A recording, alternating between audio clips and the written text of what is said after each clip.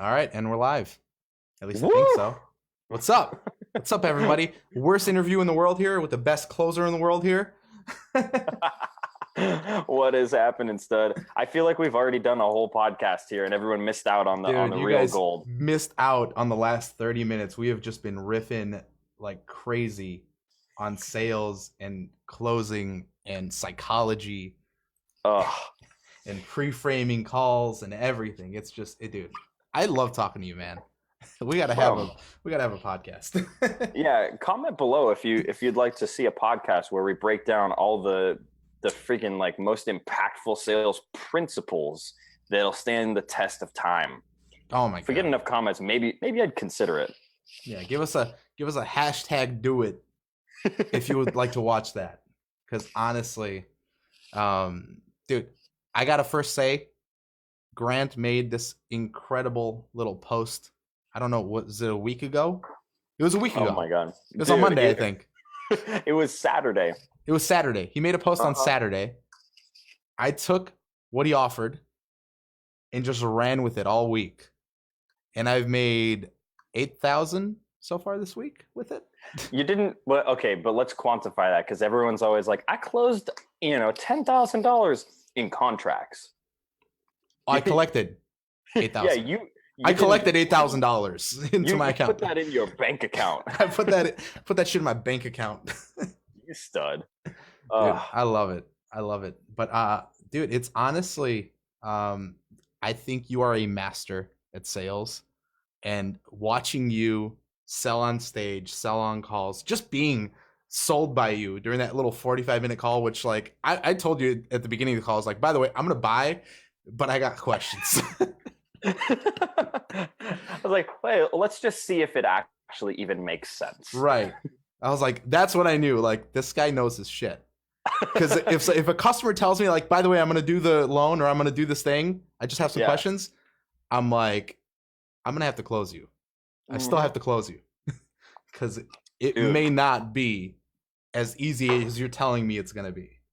This right here, actually, let's take a quick pause. This is learning lesson number 1.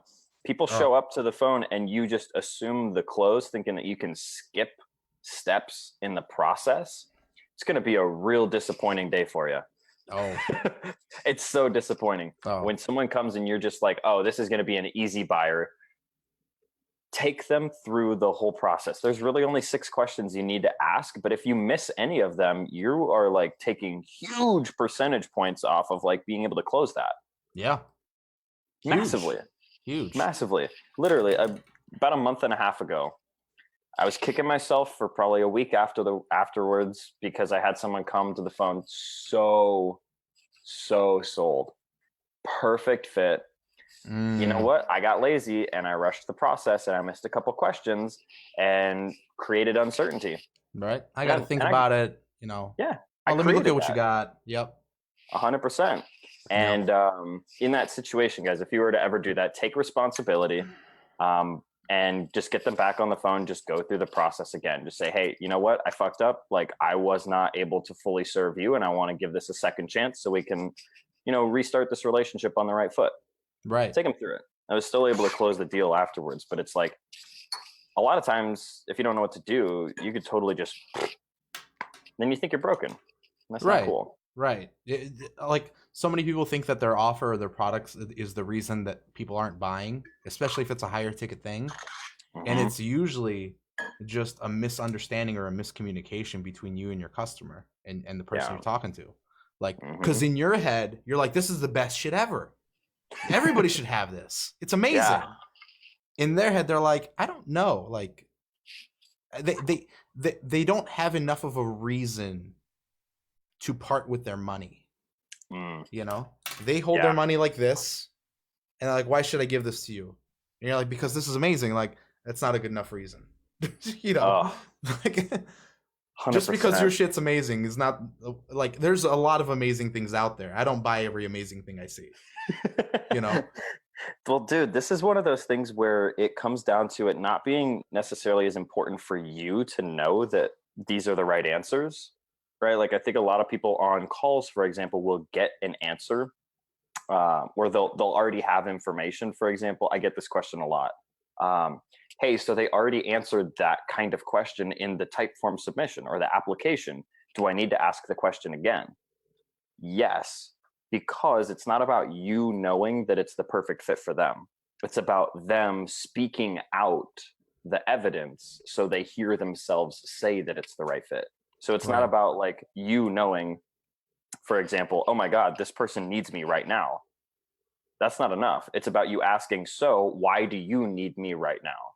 Right. So that they literally say it. And that's And make or break right there. you have a little line that you say that like really concisely puts that, you know, in somebody's mind. Yeah. You want to say? You want to share it with people? Why don't you do it, man? You're the one closing all these deals lately. If they say it, or if you say it, they doubt it. But if they say it, they own it. Dude, you Like, got it. That's so true. If you tell them this is what you need, they're like, I don't know, maybe, you know, Yeah, it might be, you know, like you sound great, but like, you know, but if you ask them, do you think this is what you need? Or do you think this, like, you know, tell me how you feel. And they say, I need this. Yeah. It's they've already made that transition, both mentally and emotionally. And, you know, like we've learned in our many years of sales, every purchase is an emotional decision. It's not logical. Nobody buys on logic. People justify with logic later on. Yep. You know, all your review reading and all that stuff, it's not to satisfy your logical brain. It's to get rid of that insecurity of like, maybe this is a bad decision. Yeah. That's why people read reviews. It's not to like logically, like you could just read the specs of an item and you have the logical reason, like, oh, it's got, you know, I got these headphones because they have high impedance and low ohms, and now they got, you know, they got great frequency range. Like, no, 100%. like you read the reviews and you're like, okay, everybody else seems to think this is good. It's got 4.5 stars. Like, okay, I feel comfortable making this decision now.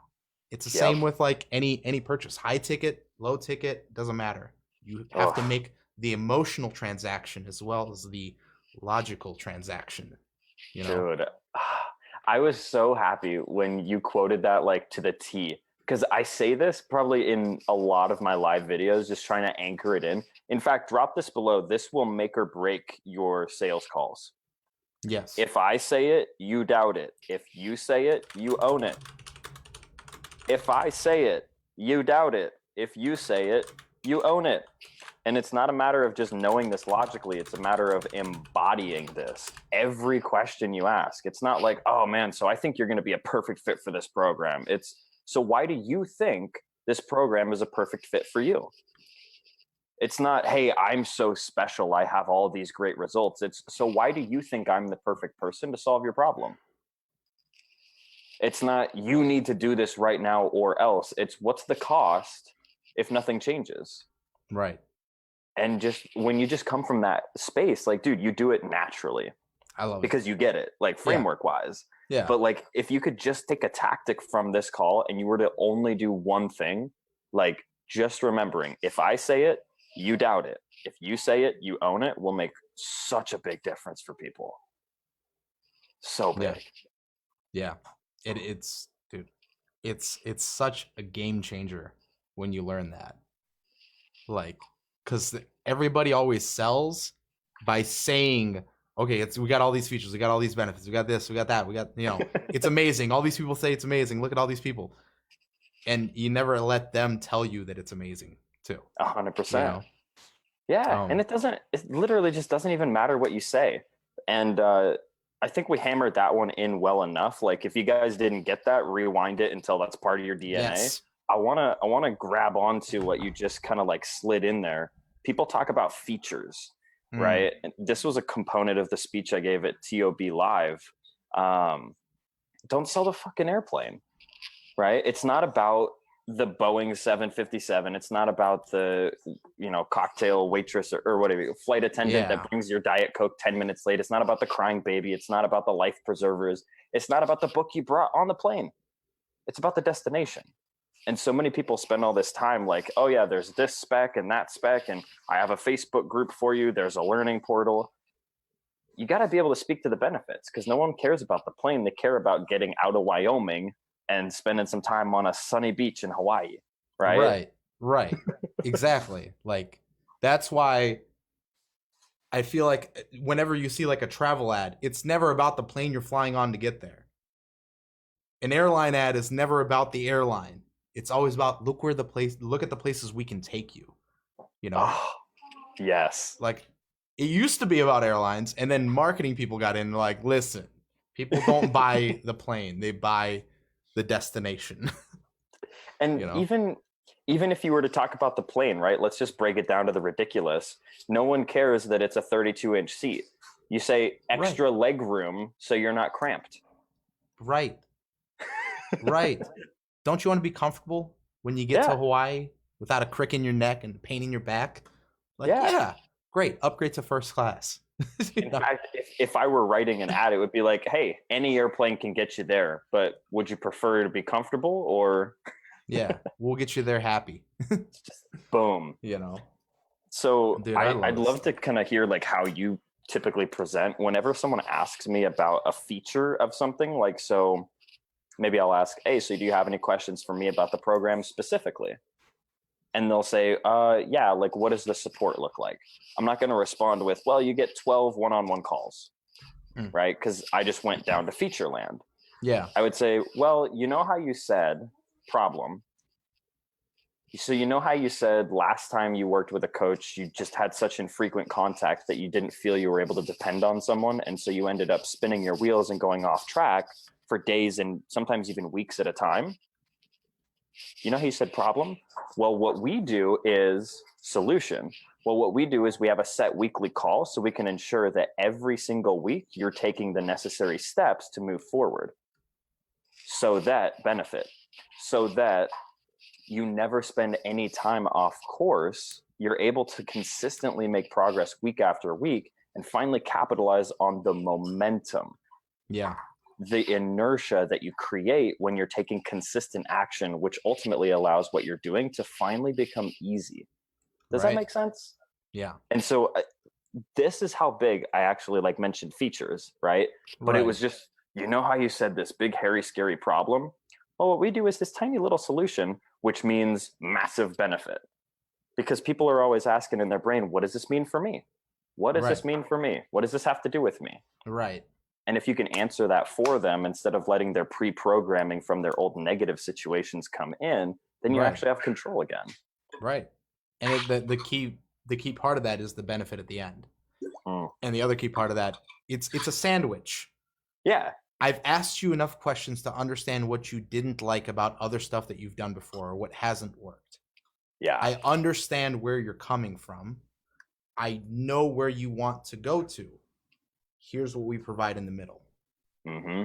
It's a nice little sandwich. It cushions it. The feature, the feature is like this tiny little thing. Like you said, it's a tiny little thing in the middle that gets them from like, I'm here, so I want to be here. This is what you do. You know, 100%. And that's it. So to even go deeper on that right there, like what you're really doing when you're saying, well, you know how you said pain, or you know how you said problem, like you're reassociating them with that emotion, because what they've gone is logical brain. Like, so we've got them to the point, for example, in a call where it's like, so do you have any questions about the program specifically, or do you feel like you're ready to move forward? They start going logic brain to pull back from the decision because they're feeling emotionally drawn in, right? So they'll ask, well, what's the feature? Well, we need to, one, reassociate them emotionally with the whole purpose of this, because people make their decisions emotionally. So you know how you said problem? They go, oh, shit, yeah, you're right. I do remember. And thirdly, you're actually exemplifying to them that you're listening. And basically, you know, prescription without diagnosis is malpractice, right? So our biggest job in the course of a sales call is to make them feel seen, heard, and understood. Because if we can do that, then they'll trust our prescription. So if they're asking about the program now and they're saying, well, what does support look like? And I just dump on them what the program looks like, it's not nearly as effective as saying, hey, I've been listening to you this whole time. I care about you. I know what you said because I'm listening and I'm doing my best to match you up with the right solution. Yeah. And because you're in this pain, what I think is going to be best for you is this solution. That's what Right. we're saying in the, like, subliminally, when all we're doing is like, hey, well, you know how you said you've struggled with generating leads consistently up to this point and it's caused a lot of frustration because you don't know where your next dollar is going to come from? Well, what we do is set in place a really simple marketing strategy that delivers hot qualified leads on demand, so that you're able to build a business that is not just profitable and impactful now, but it's wildly scalable, so that 10 years from now, you'll be able to position yourself in a way that you can just spend more time with your family and ultimately create the life of freedom that you want. Right. And it's like, oh my God, how do you say no to that? Right. It just makes like you said, the tiny little thing, but you got to show them that you've heard them and reconnect them with that pain point. And sometimes, you know, I like to do this too on calls where it's how do I explain this? I like to reconnect them with stuff that has worked before in the past that I know I include in my stuff, like in my program or in my offer. Mm-hmm. And just like, you know, like back when they were like, if they were an athlete, you know, or whatever, like I usually know who I'm talking to because they're usually a warm audience. Yeah. But I'm like, you know, do you remember all the growth that you went through back when you had somebody actually guiding you there every day, holding your feet to the fire, getting you to do the work even when you didn't feel like doing the work? Mm-hmm. And then you were finally able to like go out onto the field or get on the mat or whatever, and felt comfortable being there because you're like, I prepared for this, you know? How many other programs have you been in where that's been the case? And they're like, none. I'm like, how would you like to be in something like that now? You know, it's Oh, like people want that. They love shut that. up It's and like, take my money. Where's my wallet? right. So it's like you reconnect them with like past pain to give them the benefit, but you can also reconnect them like if they have something that they've experienced before. Like this is how people like sell concert tickets. Like, do you remember the feeling of being in the crowd and feeling that energy around you and the music and like, you know, like you could like feel the sweat off the singer, you know? Like, do you want to go again? Like, yes, yes. Like that's why people go on roller coasters. That's why people go back to doing like thrilling experiences, because they have that past positive experience with that thing, and it gave them the thing that they wanted, you know, which was like a sense of joy or a sense of accomplishment or a sense of like, I'm ready, I'm prepared, I feel prepared, Dude, you know? that's powerful. I love that you brought that up, because that right there, being able to link people back to emotional experiences that they've had in the past, right? Because like our body stores memories as emotion. Right. Like, and when we can bring that back up, like those anchors are so much more powerful than just trying to speak logically to someone. And that's Right. why storytelling is so powerful, Right. right? Instead of me being like, hey, based on your position, I think what's possible for you is, you know, creating $10,000 months. It's not nearly as powerful as if I were to say, wow, Mario, you really remind me actually of a guy we worked with a couple months back named Chris, who, when he actually started working with us, had two subsequent $0 months and was on the brink of giving up.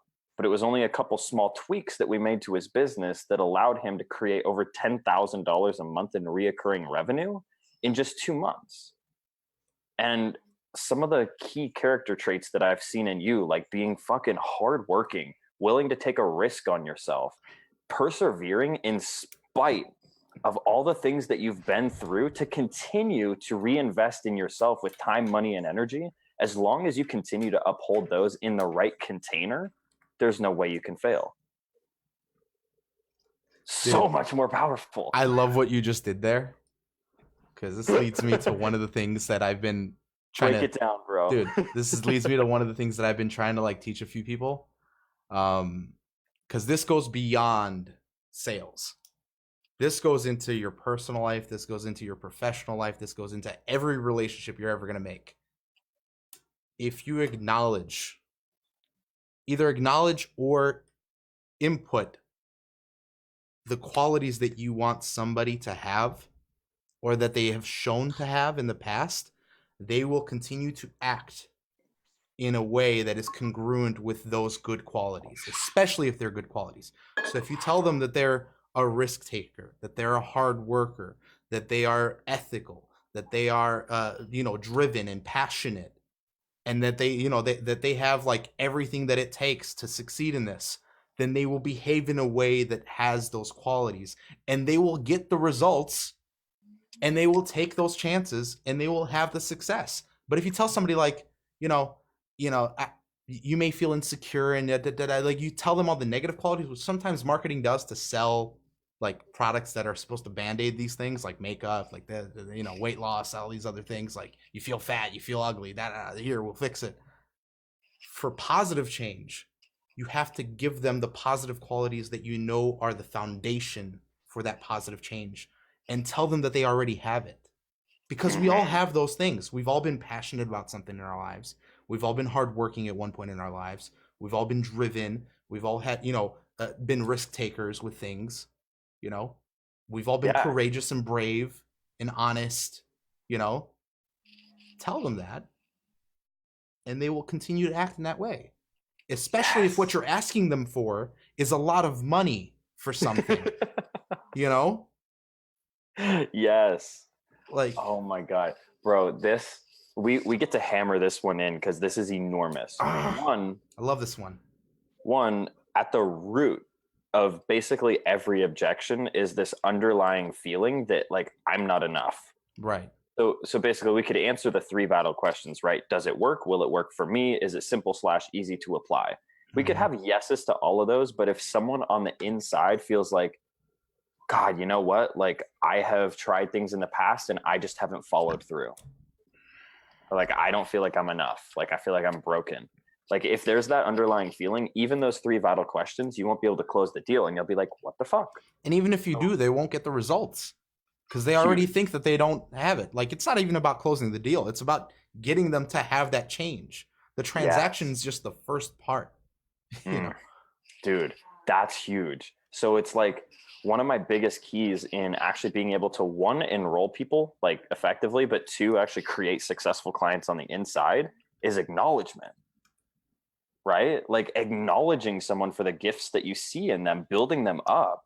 And if they don't already have like this really strong, powerful, like high self-worth identity, actually helping them create it in the context of the call and helping them step into it. Right. Like, because one of the strongest forces in the human experience is the need to remain consistent with how you see yourself. Right. To be consistent with one's identity. So if I like say to you, like, man, I have to acknowledge you for the fact that in spite of all the investments you've made that haven't worked out, you have continued to persevere. And every single time you invest in yourself, you freaking grow. And I acknowledge you, man, for just being resourceful and an action taker. And even though you might not have seen the results yet, just know that those character traits, because you consistently choose to exemplify them in every situation, with the right context, you can't fail. Right. And I'm really excited for you to be coming in to work with us because in the context of, right, you set that up for them to actually step into way better clients, way faster success. Yeah. And they own it. Step into it with power, instead of fear.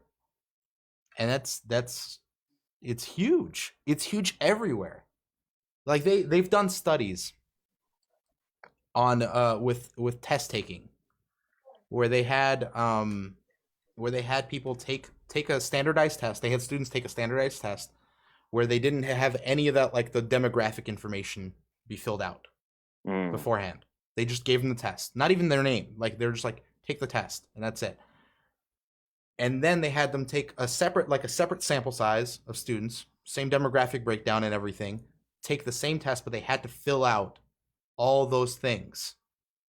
And everything that was associated with them being a minority, with them being a woman, with them being of a certain age or from a certain country or whatever, like all these other things, their skin color, their ethnicity, all these things.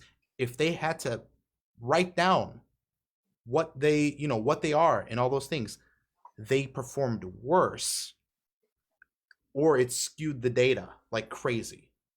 Wow. Like people of a certain ethnicity performed better and others performed worse when they just had to like identify with a thing, so like the power of association with an identity actually changes results. It's never you. It's never the human being. It's everything that they associate with.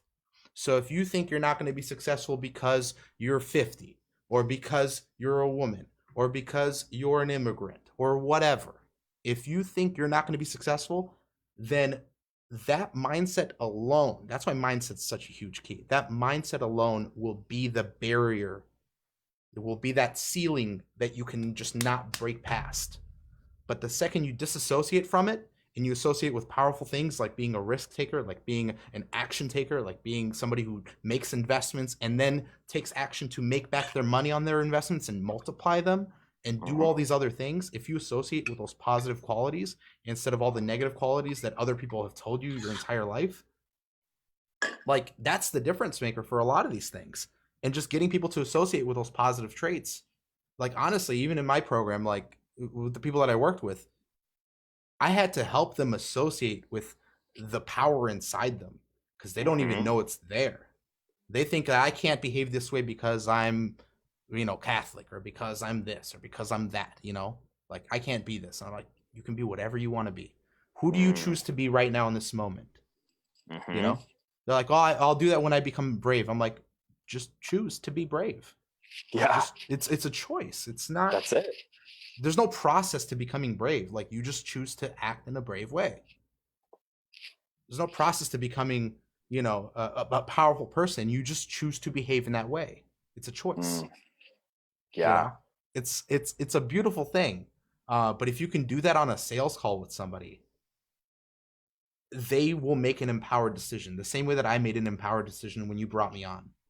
Yeah. And like I just took that first call, you just took $3,000 out of my bank account, like, and you were happy about it. I was happy about it. And then I made $4,000 the next week. Yeah, you did. It's like, because you told me, and Andrew's beating it into my head, and you've beaten it into my head, like you're a hard working dude. You're like the hardest working dude we know, and I keep behaving in that way. Yeah. Like that's it. Dude.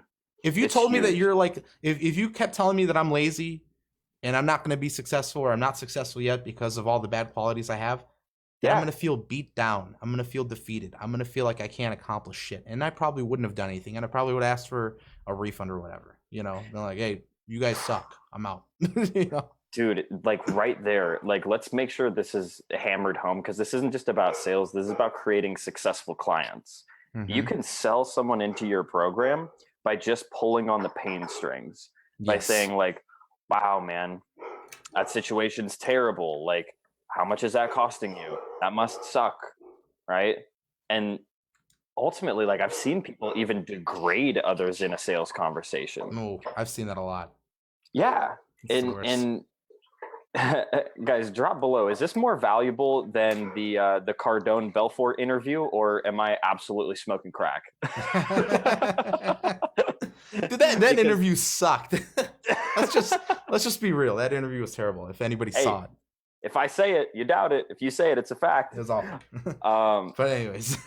but like that's the thing, is there are different methods of sales, and that one is not one that resonates with me, because in the coaching space, right, you could sell a car to someone by saying like, dude, do you really want to drive down the street in that shit looking car? Like, right. But you just make them buy out of shame. Yeah. Right. People do that all the time. If you do that in the context of coaching, ultimately you're creating clients that aren't successful, because people will remain consistent with the identity that you help them set. So it's like, you got to help them step into that powerful, like owning it, resourceful, action taking frame. And it doesn't even matter the words you use nearly as much. It's just creating that context and helping them step into it. Right. I think we've beat that horse. We can beat that horse for hours if we want to. We could, because it's not a matter of like logically knowing it. Like you don't know it until you're doing it. So guys, comment below whenever something actually stands out to you on this interview. Comment it below. It's not just a matter of creating more engagement. This is actually for you. We got hella comments. Oh, I know. They keep rolling in, and I love it. And so it's yes, Aaron texted me. He's like, hey, I want to buy that. Cracked me up. But But yeah, comment below, because every time you actually are in the process of, for example, like relaying back or teaching what you're learning, it locks it in. So that's the thing. Anytime I learn something new, I try and teach it immediately. Right. Dude, yes. Especially if you Every can teach time. it in your own words, because then it cements it in your head. You know? Yes. Oh yeah. Oh, So we could love it. go on off that rabbit hole and like talk Nah, about creating amazing we'll leave content. that But topic. we'll leave that one for a We'll leave later that date. topic. So guys, drop comments below. What are you currently struggling with sales? Where are you currently facing a bottleneck? How can we support you here? Because you made the awesome decision to show up live. Like, you took fucking action. I want to reward you for being here live. We will answer your questions in this call. Yeah. We want to drop some value for you guys, and just let us know where you're struggling. Like, if you have calls that you're taking with high ticket sales, just let us know. Oh yeah. So we were talking, because we dropped probably $1 million worth of value in the 30 minutes we connected before we went live. Oh my God. I stopped you on one thing because we needed to like hash this out. It's so key. When we were talking about how I was on a call with someone that did a great job pre-framing. Yes. So yes, most people that I have like seen lately, I'm not saying this is every time, but like what I've seen so much lately is people losing the sale within the first 5 minutes of the call and not even realizing it, because they're not actually pre-framing the call effectively. So here's a quick like way I like to put it, dude. I'd love to hear kind of the way you think about this. If I show up to a call just like everyone else has ever done, and I just start diving into like, so where's your business at? What are you struggling with? What's the problem? Right? It feels investigative. At least that's how I think about it in my head. If I just dive right in, it feels investigative. And when you're being investigated, what are you trying to do? You're trying to like hold onto your information. You put up a guard, so you don't play full out. You're inauthentic, and you maybe like hold things back. But if I frame the call with the context of, hey, I'm just here to support you, and in order for me to do that, I'm going to need to ask you a bunch of questions to see like where you actually want to go, what the current bottleneck is, and to be fully transparent, if there's anything I can do to support you, I will let you know. And if there's someone else that I think would be a better fit, I'll let you know as well. So do I have permission to just dive in and ask a bunch of questions so we can kick this off? Like, as simple as that. Not the best pre-frame, just came out of me on the spot, but giving them an actual, like, hey, I'm going to ask you questions for this purpose. And that purpose is to support you. Now it feels collaborative. And so like, if you actually pre-frame a call effectively with me and you say, look, man, I don't know if I can help you. I think I might be able to, but I'm going to have to ask you some more questions to get clear on your business before I can actually like give you any solid advice with any integrity. So is it cool if we just kind of dive in and I poke around a little bit and see what's going on before I actually try and give you any advice? Oh yeah, go for it. And now I'm actually going to be like forthright and tell you what I think you need to know, because we're collaborating to find a solution. Right. You're no longer sitting across the table from them. You're sitting next to them. Bingo. If we're going to have a visual, most salespeople, it's like an across the table back and forth conversation of like, I'm asking you questions, you answer me, and this is how we do this. And then at the end, I'll pass over the contract and you sign on the dotted line. I hate those kinds of things. I love being like positioning myself next to them and being like, let's look at this together. Let's see what we can come up with. You know, let's see if there's a solution here. You know, such a powerful frame, dude. I did this. Like, I'll go farther back than like even the coaching calls and stuff. I did this when I was selling bankruptcies. When I was selling bankruptcies for a law firm. That by far the hardest time I've ever had selling, the most emotionally draining calls I've ever been on in my life, and probably the hardest product to sell, because you're selling a multi-$1,000 product to people who literally are claiming that they have no money. Like that prepped you. You know what I mean? But it was like those calls, it was just like, and they always started very like aggressively. Like they were confrontational the second they called in, as if I was the one that made them bankrupt. You know what I mean? Like the least ideal sales conversation you could have. Yeah. And it was just about like first tonality, just like I get it. It's tough right now. Let's take a breath. You know, if you need to yell or if you need to swear, I get it. It's rough. Go ahead, but let's look at what you got going on. Let's see if we can find a solution here that makes sense. And I'm just gonna go through this with you real slow. We can take as long as you need, you know, but let's break it down. And then we'd go through their budget. We'd go through like everything. Like we'd come up with a payment plan. We'd flesh it all out and be like, all right. And every time there was a resistance, be like, let's not forget why we're on this call. You know, like we're trying to save your financial future. You're gonna have to cut off your cable. You're gonna have to cancel Verizon cell phone service and go with Sprint or go with Cricket or some cheap service. You know, like we're gonna have to figure this out. And it was like we'd find a way to make it work. But as time went on, like those calls, dude, like I get emotional talking about that stuff because like I was dealing with people who's like their fucking husband died last week. You know, the company got shut down. They were just in a storm. Like, you know, the fucking house got demolished. Like they're the worst financial situations you could ever dream of. People who were filing for bankruptcy. Most of them. Some of them were just assholes. But it was like those calls went from like hostile, antagonistic calls to they were crying and thanking me for like saving their lives by the end of it. And some of them were like 30 minutes, some would be like 2 hours. But like just putting myself like I'm not across from you. I'm not somebody who's attacking you. I am here next to you, holding you, helping you through this, guiding you through this painful transition of your life and trying to show you a light at the end of the tunnel, because it's going to get darker before it gets lighter. I promise you. And that's what we do. Like, you know, if you're a coach, that's what you do. You help people who have a deep desire, hopefully have a deep desire to want to change their life and just don't see a way of how to do it yet. And they're coming to you for guidance. And it is your job not to like hammer them. Sometimes they're going to need a little hammering, but it's your job to like guide them through and be like, let's just see if this is a good, you know, relationship that we're going to have moving forward. Because it's like you said earlier, them purchasing is step one. It's not the end all be all. That's not where the relationship ends. And that's unfortunately with a lot of salespeople, that is where it ends. Like, yo, you bought, great, peace, bye. You know, like have a good one, sayonara.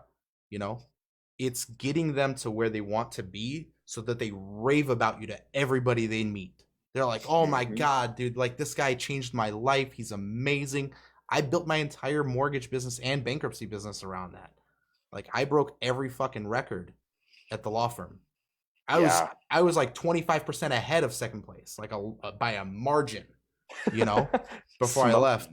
Yeah. And it was, and they always freaked out about like, why are you not sticking to like our script, which was like, just ask a bunch of fucking questions. I'm like, because that's not what they need. They don't need an interrogation. They're already getting that from their creditors and from their fucking attorneys and everybody else. They need somebody to just be with them for a minute and help them through, you know? Yeah. And it's just that whole pre-frame of like, I'm here for you, you know? Dude, I want to chunk up what we're saying right now because like chunk up a couple times, because actually we got a question here that says, what audiobook would you recommend on the psychology of selling? And you were just talking about like how they don't need an interrogation. They need someone to be present with them and understand. And as you were saying that, I was going to say, like, because you said, oh, sometimes they need hammered, right? And that brought me back to the video that I did. Are you doing this to be liked or to make a difference? Yes. Well, if we chunk up a couple times, like into what answers all of those things, rather than, who is that? Ivy, rather than actually recommending a book on the quote psychology of sales, the biggest thing that I could actually give you as far as an audiobook or a learning resource, it's a book called Love Without Conditions by Paul Farini. And it has nothing to do with sales. And it will dramatically increase your ability to enroll people. Hand to whatever source you want to say we came from. And what's funny is because like one of the core tenets is Do unto others as you would have done unto yourself. Treat your neighbor like you want to be treated, right? Show up to a call in the way that you would hope someone would show up to you. Do you want someone to bullshit you so that you like them? No. Do you want someone to be an asshole? Of course not. So where's the middle ground? Well, it's showing up empathetic, listening, being totally like present, putting your best interest first, and also being willing to call them out on the limiting bullshit patterns that hold them back from being their authentic, highest expression of who they really are. Right. You know, because like there'll be times when you're on the phone with someone and then they're like going into story and they're playing small, and you could be like, oh yeah, I totally hear you, I resonate with your problem. Or you could say, I hear you and I understand how you could feel that way, but I'm going to challenge you to step up through that because you're capable of a hell of a lot more than you're giving yourself credit for right now. And if I let you shrink down into your fear and you continue that pattern for the next 20 years of your life, where do you think that's going to get you? Right. I don't want that for you. Right. Because I see so much more available to you, and it's just up to you to make the decision to step through that fear. And it's not going to be comfortable, but I'll be there every step of the way to make sure you can't fail. And so like, just to reiterate, like if we chunk all the way up, that book right there, Love Without Conditions, just to like associate you with like being a fully like clear, congruent channel for all the coaching and all the sales that you do is like enormous. Yeah. And then once you're actually coming from that congruent, aligned, integrous place, then you can utilize some of these like strategies and frameworks that we're talking about, and they'll actually work.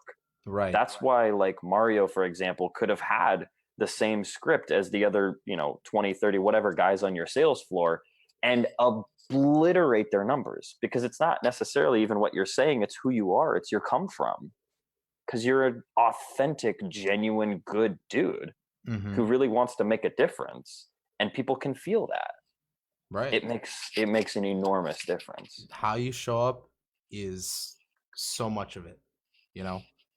It's not about the words. It's not about the structure of the call. Like that, you'll learn that. That's when you break it down to the nitty gritty. Yeah. But showing up present with care, with love, with compassion, with empathy, with integrity, like with all these other qualities, and constantly reminding yourself that you are that, you are a caring person, a loving person, a compassionate person. You are somebody who wants to help others. When you show up and you like own it, they feel it and they trust you without you ever having to behave in that way. Like you don't have to show people that you're trusting. They can feel that. You know what I mean? Yeah. Like it's a weird thing. Like humans, we are so energetically sensitive to each other.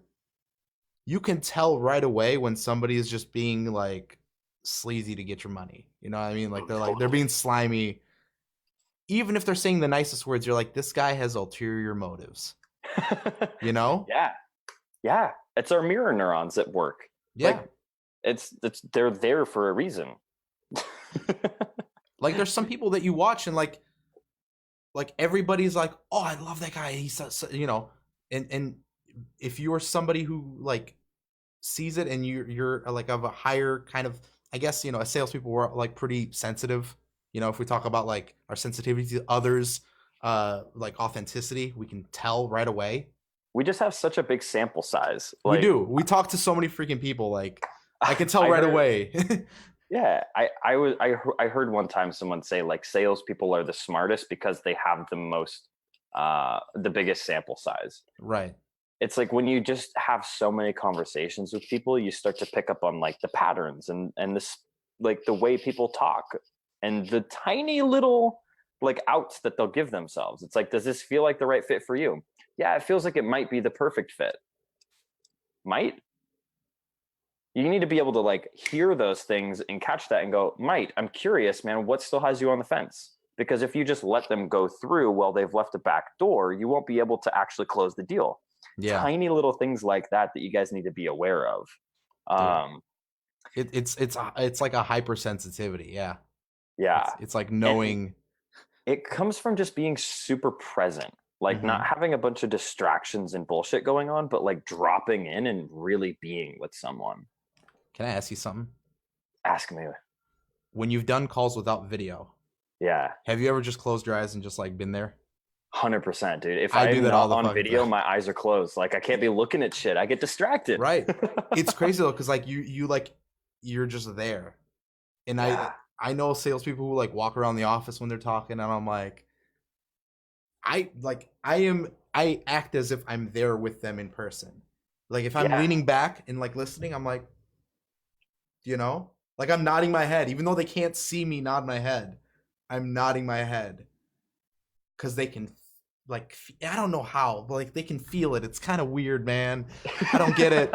I don't get it. Well, dude, here's the thing. Like, just to quantify this, it's funny. None of us have like even talked numbers. Like, I don't know if these people realize in the Oh. past couple of weeks, like I've almost done $1 million in revenue. Right. This stuff, guys, we should have pre-framed this. Like, this isn't some esoteric Right. bullshit. Like, it's literally what's working. Like in my sales career, I've closed multiple 8 figures, and Yeah, Grant's like, done there you multiple go. 7 figures just in the last couple weeks. Like, There we go. Now that that's out on the table. Now that we have that there. So it's funny you ask that, because when I was closing, I was in the back of an Uber. Not ideal circumstances, but I felt like in my gut, I was like, this is the right time for this guy. Like, I need to reach out. I'm going to close this deal. Like, it's perfect for him. The timing's right. The situation's not, but like, I'm going to be there. I was in the back of an Uber, eyes closed, fully present, $30,000 deal. Not bad, right? Not bad. Not bad for a back of an Uber. But the thing is, like, even in that space where there's so many distractions and stuff that could be going on, when you really just drop in, close your eyes, be present with this person, that presence makes all the difference. All the difference. Yeah. And you can just shorten your sales cycle like so much, because people don't care how much you know until they know how much you care, right? Right. And Stephen Covey in the 7 Habits of Highly Effective People, one of the principles is seek first to understand, then to be understood. Mm-hmm. Well, in the context of sales, your whole job is to make them feel understood, because as soon as they feel understood, they're willing to hand over the reins and say like, okay, well, you totally get my situation. What would you do? Right. And you can say, well, based on everything we've talked about, what I feel is going to be the right fit for you would be X, Y, and Z, because you know how you said problem? Well, what I do is solution, which means benefit. Do you have any specific questions for me, or does it feel aligned? Right. Done. But you don't get to create that unless you're like present and they feel understood. So like, oh, so huge. Yeah. So Dude, we're getting some awesome comments here. I love you guys down there. Great questions too. So Ivy asks, where would you find pre-framed questions for a sales conversation to start the process the right way in a more heart-centered way? Okay. So like, how would you come up with your pre-frame? Because I don't think it's like just question. I think we all have our own way of pre-framing our calls and pre-framing our. Yeah. How do you do it? So basically, when I think of pre-frame, what I want to do is set an agenda and then ask for permission to proceed. That's it.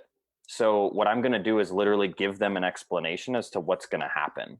So I'll say, hey, today we've got 45 minutes blocked off for the call. So we do need to be conscious of time. In order to make the best use of the time we have together, I want to make sure 3 things are out on the table. One is that in order for me to actually point you in any specific direction, I got to know where you're at and where you want to be. So I'm going to ask you a bunch of questions. Is that okay with you? Yes, totally. Okay. 2, none of this is going to be worthwhile for you unless you can play full out, because like, if I don't know everything I need to know, I really can't give you any direction. Is that okay with you?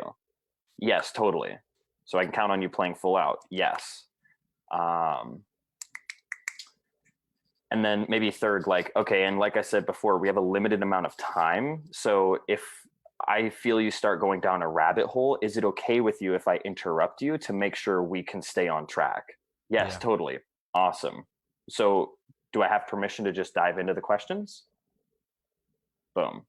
Yeah. So that's how I might like do a pre-frame if I want to be really specific. Otherwise, as simple as like, hey, so I know you booked this call because you're looking for support. Just so we're on the same page, the way this works best is if I just ask you a bunch of questions to figure out if or how I can even help you. And if I can, I'll let you know. If not, I'll point you in another direction. Does that work for you? Yes. Awesome. Cool if I dive into the questions? Yep. All right. That's it. You just ask for permission, yeah. And like it's just setting that expectation of like, this is what we're going to talk about. This is what we're going to do. Is that okay with you? Yep. Cool. Yeah. Let's move. You know, that's how you start the coaching calls too. Honestly, that's how I taught some of my students to start their coaching calls. I'm like, pre-frame, so that they don't think you're an asshole halfway through the call when you're calling them out on their bullshit. Yeah. Like, how let them direct know. do you like your feedback? Right. Like, let them know. You know, or tell them. Sometimes you got to tell them because they're like they feel like I don't want anybody to be mean to me.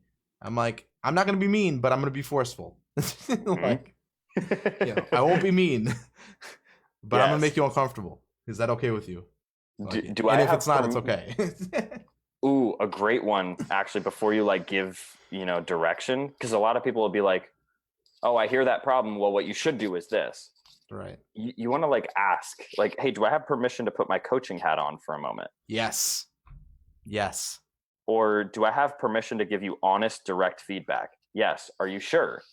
Yes. Like you want these double buy-ins so that they're actually willing to take in what you have to say. Right. And then like another good one is also like, Mario, let me ask you a question, man. Does a good coach tell you what you want to hear or what you need to hear? Like, well, what I need to hear. Got it. I think you're right. I agree with you. In fact, you're more right than you even know. So do I have permission throughout this call to tell you what you need to hear, not necessarily what you want to hear? Even if it's not what you want to hear. Yeah. Yeah. Yeah. Like that one is so huge because I just like got your compliance, tied you down 4 times, and now like you are going to take in what I have to say. And it's like these little things. I know we're talking kind of high level concepts and stuff now, but people are going to watch this on the replay like 30, 40 times. They're going to be like, what do they mean by that? Dude. Yes. But like this is like a huge topic and there's no way we're going to cover it on this call. But we were talking about it during our 30-minute before the call, and it was about like tonality and how it took you months to master, and it took me months, years, and I still work on it. Like you still got to work on it. But how that above all the words, saying it with the right tone of voice, which really comes from just like knowing how to breathe. A lot of people breathe, but they don't know how to breathe, you know? Yeah. Like knowing where to speak in your voice, what people, how they need to be spoken to for the words to actually have the impact you want to have, you know? So big. It's like the highest level thing that takes forever. Like nobody ever fully masters it. We just get close and close and closer. I think whoever does master it is just going to be like the most powerful dude on the planet. You know what I mean? Yeah. Like Barack Obama's got amazing tonality. His speeches, that's what made them so effective. It wasn't his eloquence. It was his delivery of every single word. Totally. You know what I mean? Like you felt it. So to give like, and you know what? If you guys want, like Mario at the start of this mentioned basically the 6 questions post that I put up. Because the 6 questions that have been responsible for now well over 2 million in revenue in coaching deals in the past 12 months, like those questions literally fit on a 5x7 note card. Yes. And like if you want them, just drop hashtag 5x7 below, and Mario's got it, and he'll be happy to give that to you. Like, I mean, do you think it's worth people having? I mean, you tell me. I'm still baffled that you don't have 10,000 comments on that post. Yeah, only 700. I've only been posting results from me using the questions every day on that post. 2K, 2K, 2K, 2K. Like, yo, like people need to like they just need to grab it. Like honestly, if you don't drop a hashtag 5x7 below, I question your intelligence. I question it outright because it's gold. It is gold. It's gold on a piece of paper.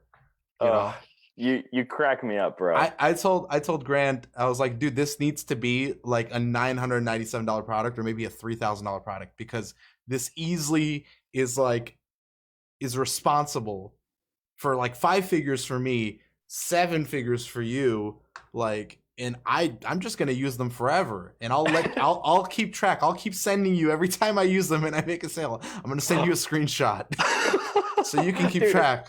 That makes me so happy, because like I know that because they're signing up with you, like you are a fucking man of integrity. You're gonna follow through. Like making a decision to actually work with you is one of the smartest things someone could do if they actually want to build a business.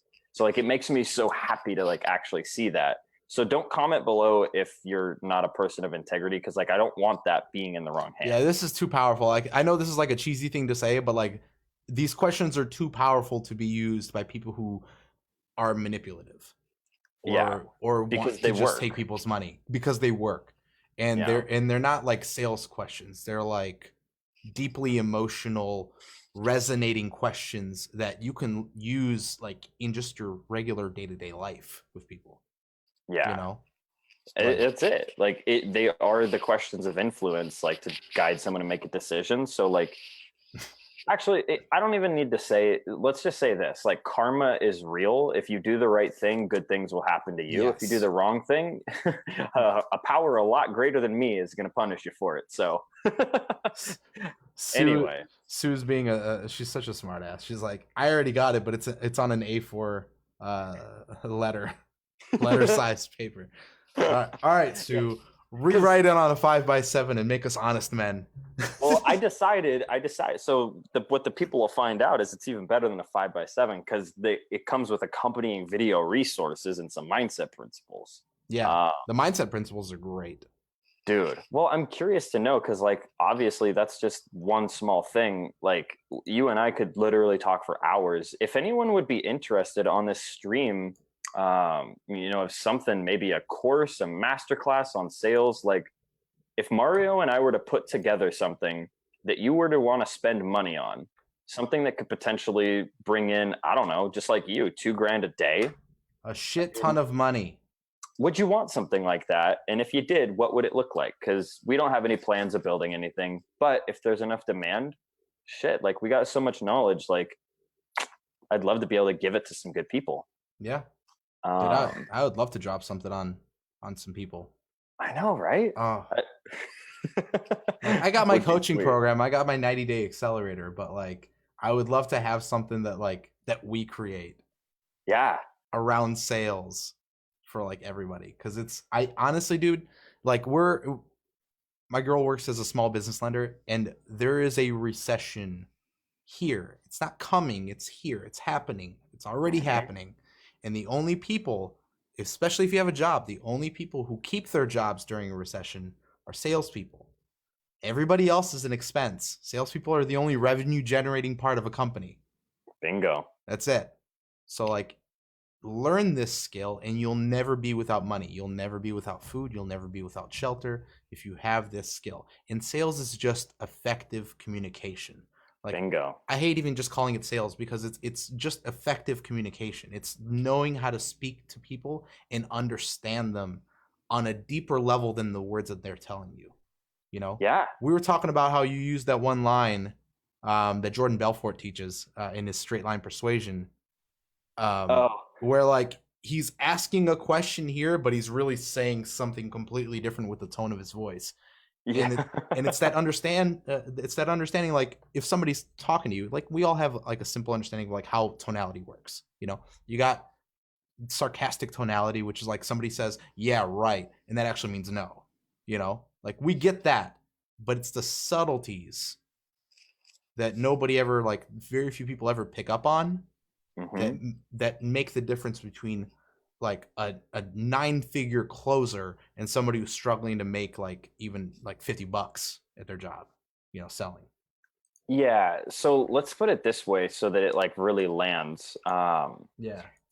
You know, words are only, I'm not even going to 7%. It's 7%. That's what they say. Like, how do you quantify that? But like a very small component of communication, it's the subliminal words that we communicate with our tonality that make the real difference. Because it's not what you do, it's how you do it, right? It's not what you say, it's how it's said. Right. And so here's just a quick example so people can understand like just the power of only emphasis with tonality. So one sentence. I'll be a robot, right? All one. I like her red shoes could mean anything. Right. But if I actually just emphasize one word out of the sentence, I like her red shoes. Pay attention to the subconscious voice, because what that communicates is, well, I like them, but Mario hates them. Right. I like her red shoes. Or second word, I like her red shoes. Well, I like them, but they're not that great. I don't love them. I don't hate them. I like them. I like her red shoes, but his are gross, right? Like, right. I like her red shoes. Not but the I don't blue like her ones. blue shoes, right? I like her red shoes, but that lipstick ain't working, honey. Right. Each one of those means a completely different thing. Yeah.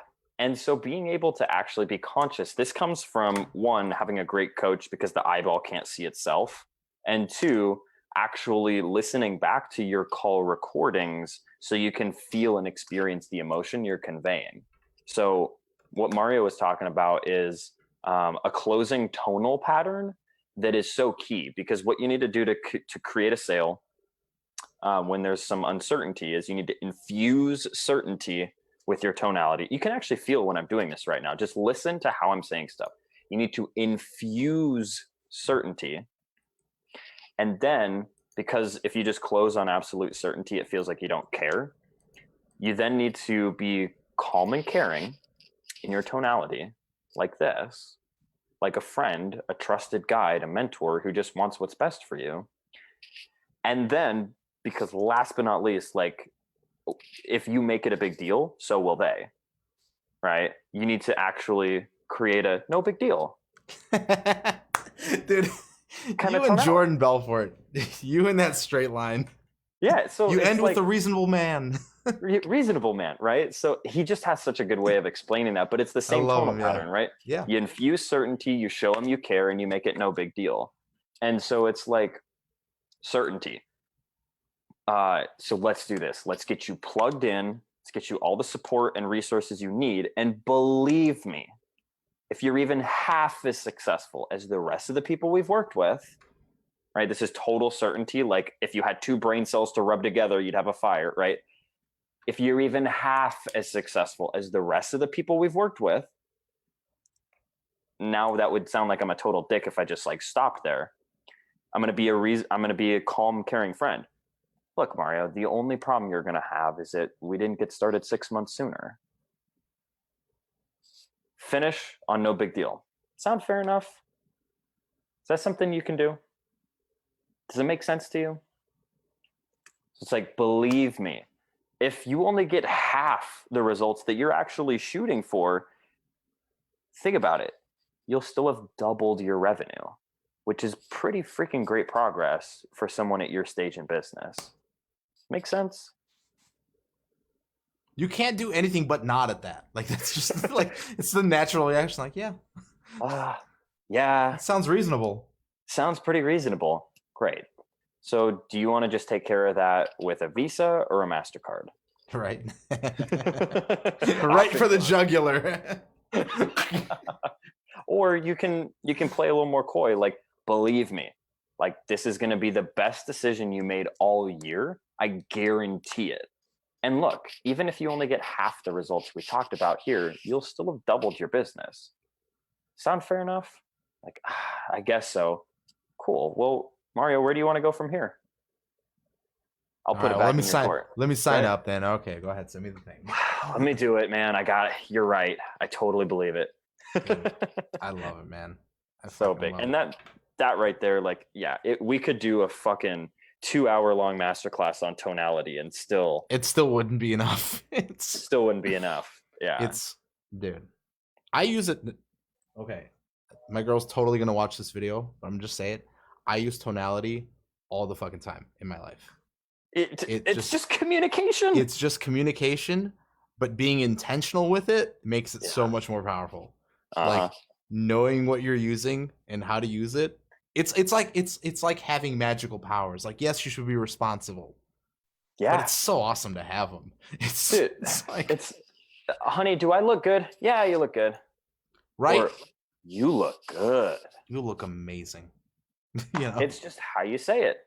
Does this dress make me look fat? No. No, honey, not at all. Damn. Like, just how you're saying it makes all the difference in the world. And so, like, people could view it as manipulative. I honestly just think, like, if you learn how to tactically communicate what you actually want to, then you're just going to be a more powerful human being. And if you are unaware of how you're coming across to other people, you could be the most genuine, good-hearted, awesome person, and other people might perceive you as a total ass. That happens a lot. Not to me, but I've seen that happen. Definitely not to me. Dude, no, like, I've seen that happen where I know people who are, like, genuinely amazing human beings, but people who meet them, like, that don't know them as that and are meeting them for the first time are like, that guy's kind of a dick. I'm like, no, he's, like, actually super nice. They're like, I don't know, it's something about him, and I know it's because they have no idea how they're sounding. Their words and their voice are not matching. So they sound like a dick, or they sound sarcastic, or they sound like an asshole, 100%. Or they're blunt when what they're saying is not even a blunt thing. It's just they say it in a blunt way. It's like, that wasn't blunt. Like, he's not meaning to insult you. It's just, that's how he talks, unfortunately. Like, that's another thing is people will, like, start off a call, for example, with declaratives. Like, hi, this is Mario. And it's like, cool, I don't give a fuck. Like, right. I'll use a different example, but let's just say it's Joe from XYZ Insurance calling about a quote or calling about an application you submitted. Yeah. Right? Hi, this is Joe from XYZ Insurance calling about an application you submitted. Like, that Joe. It feels like, oh, wow, great, I don't care. Right. But literally just with an upward inflection. You ever heard of those girls that are, like, always talking like it's a question? And it's annoying, but it feels like they're just continually bringing your interest back. Right? Because you're like, what are you going to say next? What are you going to say next? So an upward inflection, like, does this make sense? It automatically triggers that, like, curiosity component. So it's like, hey, this is Joe from XYZ Insurance Company. You submitted a quote last week looking for some time to talk on the phone. Like, right? Like, you actually, you're like, okay, yeah, sure, totally. Tell me like, more. Little tiny things. Oh my god, dude! I'm gonna go micro agreements. We can go down a rabbit hole with micro agreements. Russell does that in his 10x presentation. He ends so many phrases with an upward inflection, and I'm like, I wish more people knew what he's doing. Dude, I was telling you about the first minute. I did a 15-minute breakdown of just the first minute of his 10x speech. I'm like, you don't even need to watch the rest of this. Forget about the rest of the speech. He's already closed you in the first minute.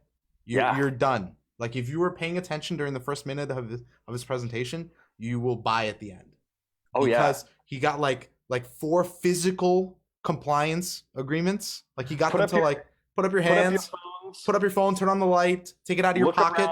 Look Every around. One of those lights you see is a world-changing entrepreneur. You fucking have it memorized too. I fucking knew it. Oh yeah, like, because you are the ones that will change the world, because you refuse to stay compliant, and you always labeling them with the things that he wants to. He's labeling them with the things that he wants them to be congruent with. If you have your phone in the air, then you are an entrepreneur or salesperson. What if some people weren't? Now they are. Yeah. And then guess what he does with his product? He helps entrepreneurs and salespeople get their message out to the world. And then he goes, I want you to make a commitment to me. The minute I know funnels are the key to 10xing my business, I will go all in. And then he, like, drops, some, like, what does all in look like? It doesn't look like this. It looks like this. It looks like that. Right. All right. Repeat after me. And he gets the whole crowd. Because if they're not all in, then they associate with the people who look like they're terrible. It's insane, bro. But, like, you're so right. Yeah. First couple minutes, just crushed it. He primes them to buy.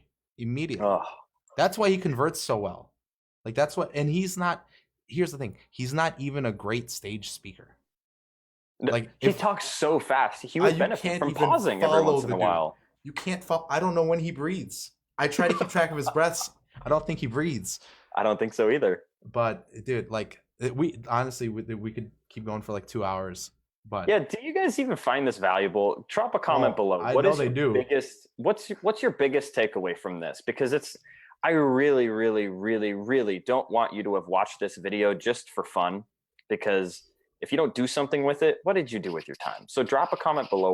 What resonated most with you? What are you going to take action on? What are you going to implement? Marianne asks, Zoom or phone for sales calls? Yeah. I'll What do let you answer. Oh, you want me to answer? Okay. Yeah, I have an opinion. I'll I speak have it an out if opinion it's too. different. Yeah. I say phone first, then move to Zoom when you feel comfortable with the phone. Because if you don't feel comfortable on the phone, being on video, not being comfortable being on the phone is way more terrifying when you have to convince somebody to buy a product. So like phone first, because you can do whatever on the phone. Like you can make funny faces to get yourself to not take yourself so seriously. You could just be weird. Like you could walk around, you could do jumping jacks mid-call, like mute it and then just start doing jumping jack. Like I've done some weird shit on phone calls. I used to at the bankruptcy law firm, just to like not feel down, we had a scooter in there that somebody brought in, and I would ride the scooter around the office on my calls so that I would not drop myself down into like their pit of despair on the call. I would be doing something fun, like scooting around, like, okay, well, we'll work on that. You know, like you can do a lot of stuff on a phone call that you can't do on a Zoom call, but eventually go to Zoom. Like once you've, gotten a hang of like feeling confident speaking in an effective way, them seeing you is just going to make it even more impactful, Yeah.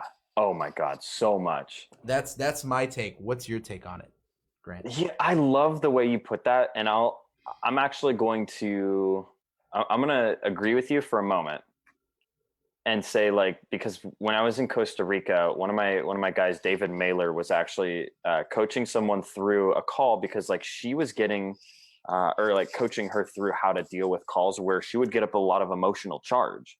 Like when someone would start getting pushback, she would get upset. And because she would actually get upset, it would come across, and she wasn't able to like be present as an unattached, which is key, unattached, present, calm, caring human, just looking to help someone make a decision. She would get like emotionally into it. Yeah. And what he was like is like, do your calls from the phone, and when you feel that come up, put it on mute, scream into your pillow real quick. What the fuck? Take it off mute and just be present again. Yep. And that's I do that huge. Yep. Freaking huge. Actually, you know what? Because here's the thing. Like those are perfect training wheels. Perfect training wheels. I'm gonna agree with you 100% and say like master a phone call first. Get comfortable with it, because when you can close your eyes and pick up on people's tonality, it's almost like you're learning another language. Oh yeah. And then when you can go to a video call and employ all the other things, like actually being able to make eye contact, look at people's body language. Like, because on a phone call, you can't tell if someone's just like, oh yeah, well, what really sucks is did I get beans? I haven't got leads in a while. Yeah, I haven't got leads in a while. Right? If they're not engaged, you'll be able to see it immediately. And that's a big thing. And being able to communicate with body language, like, it's huge. Like, look, believe me, if you're even half as successful as the rest of the people we've worked with, you can use your body to communicate too, which is great. Only problem you'll have, right? I'm being like a little out there. Only problem you'll have, but it makes a big difference. So when you get to the point where you can do Zoom calls, you'll be able to use a lot more of your communication skills. But yeah, start off with the phone calls until you get comfortable with it. Dude, I didn't know this, but we covered a lot of stuff on this call. Bro, I know. Some people have been labeling what we've talked about. Holy crap. Yeah. Honestly, this hour-long call that we've been on is like a masterclass in itself. Dude, you know what? Maybe we should just like rip this as soon as it's done and like put a make price. It for sale. This is not staying up for replay. We're gonna sell this. Man, yeah. I love So it. let's see. Jonathan's asking, this is a curious one. What's the highest package you would have to sell to consider yourself a salesman? I don't think I'm a salesman. I don't think I'm a salesman. Yeah, I'm just a solution connector. Like I'm a committer, right? Right? Like I help people commit to what they want. I'm a problem finder and solution provider. Not a product pusher. Yeah. Dude, I remember everything you say. I'm a fucking sponge. I'm like, I feel like I said that before. You said that in your presentation at Tribe of Buyers. You're so good, bro. You've also said that before too on another training. I think so. Yeah. I'm kind of a like quote library. I just like recycle the same stuff just to make sure it lands. Oh yeah. Practice it. Oh, you should practice. Dude, I'll drop this for other people too. Please, if you want to get better at sales, pitch to your windshield. Just talk to your windshield. Just like be in the car, nobody else around you, turn off the music, and just talk to your windshield and practice empathy.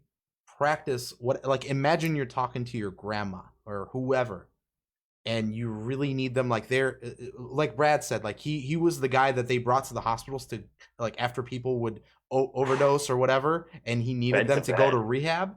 Yeah. You know, and he was next to their bed saying basically, I will not let you go back out on the street. You're going into rehab. And feel that urgency to get somebody to change their life. Like pretend like you are talking to somebody who is about to make a life-changing decision, and practice sounding, just practice that tonality. Like how would you speak to somebody, like if you're next to somebody's bed and they have to take this medication in the next hour or they will die?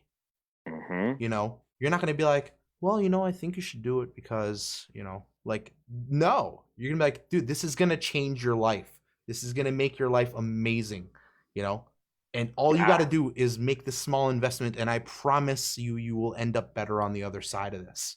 You may not see it now, but it's on the other side of this commitment. Like Garrett White says, you don't get to find out how all this is going to work out. You get to make a commitment and go, and that's it, and everything you want stands on the other side of that commitment, Yeah. And it's like you got to speak with that power. You got to own that power. And when you're trying to relate to them on where they are, bring it down a notch too. Lower your voice, kind of how I'm doing right now. Dude, this is, you draw me in, right? Like, how many of you watching right now just felt drawn in when Mario dropped in? When you get out of the cerebral and you really just drop in to be with someone, you can feel it. And it really feels like you care. Just like when you say, hey, so we don't really talk to a lot of people about this, but there is a really unique opportunity that I think would be a great fit for you. It's a power whisper, right? But just how you show up. Right. So big. It's that's honestly, that change from here to here, that drop has that effect. Like you just go, what? Tell me more. But it's better when it's like super genuine too. That's, yes. And it'll come out, like it will be genuine when you actually do some of the deep work. Like read Love Without Conditions. I can't recommend it enough. Yes. Actually get present with some of the internal stuff that really matters, so that you don't have to be cerebrally in all the tactic stuff all the time, because it's the underlying come from that matters most. Like when you are genuinely a caring, compassionate human being who just wants the best for the other person, who's willing to take a stand instead of sit back and buy limiting stories, then you don't have to be like, oh my God, what was that tonal or what was that question that Grant Cardone said I was supposed to ask? It's like, you'll show up genuinely in the way that you're supposed to. We do a lot of this stuff naturally. Totally. By accident, we do this naturally. Doing it intentionally is a level of mastery. And it's it's like they say, it's not easy, but it is simple. You know, like learning these tonal patterns, they're simple tonal patterns, but it takes practice, it takes commitment, it takes intentional commitment to it. And you don't have to practice on phone calls, but practice on your windshield.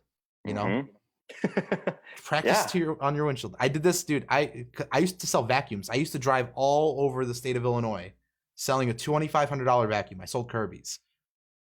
And I practiced my presentation in the car. Sometimes the trips were like an hour and a half long to get to somebody's house, and they may or may not buy.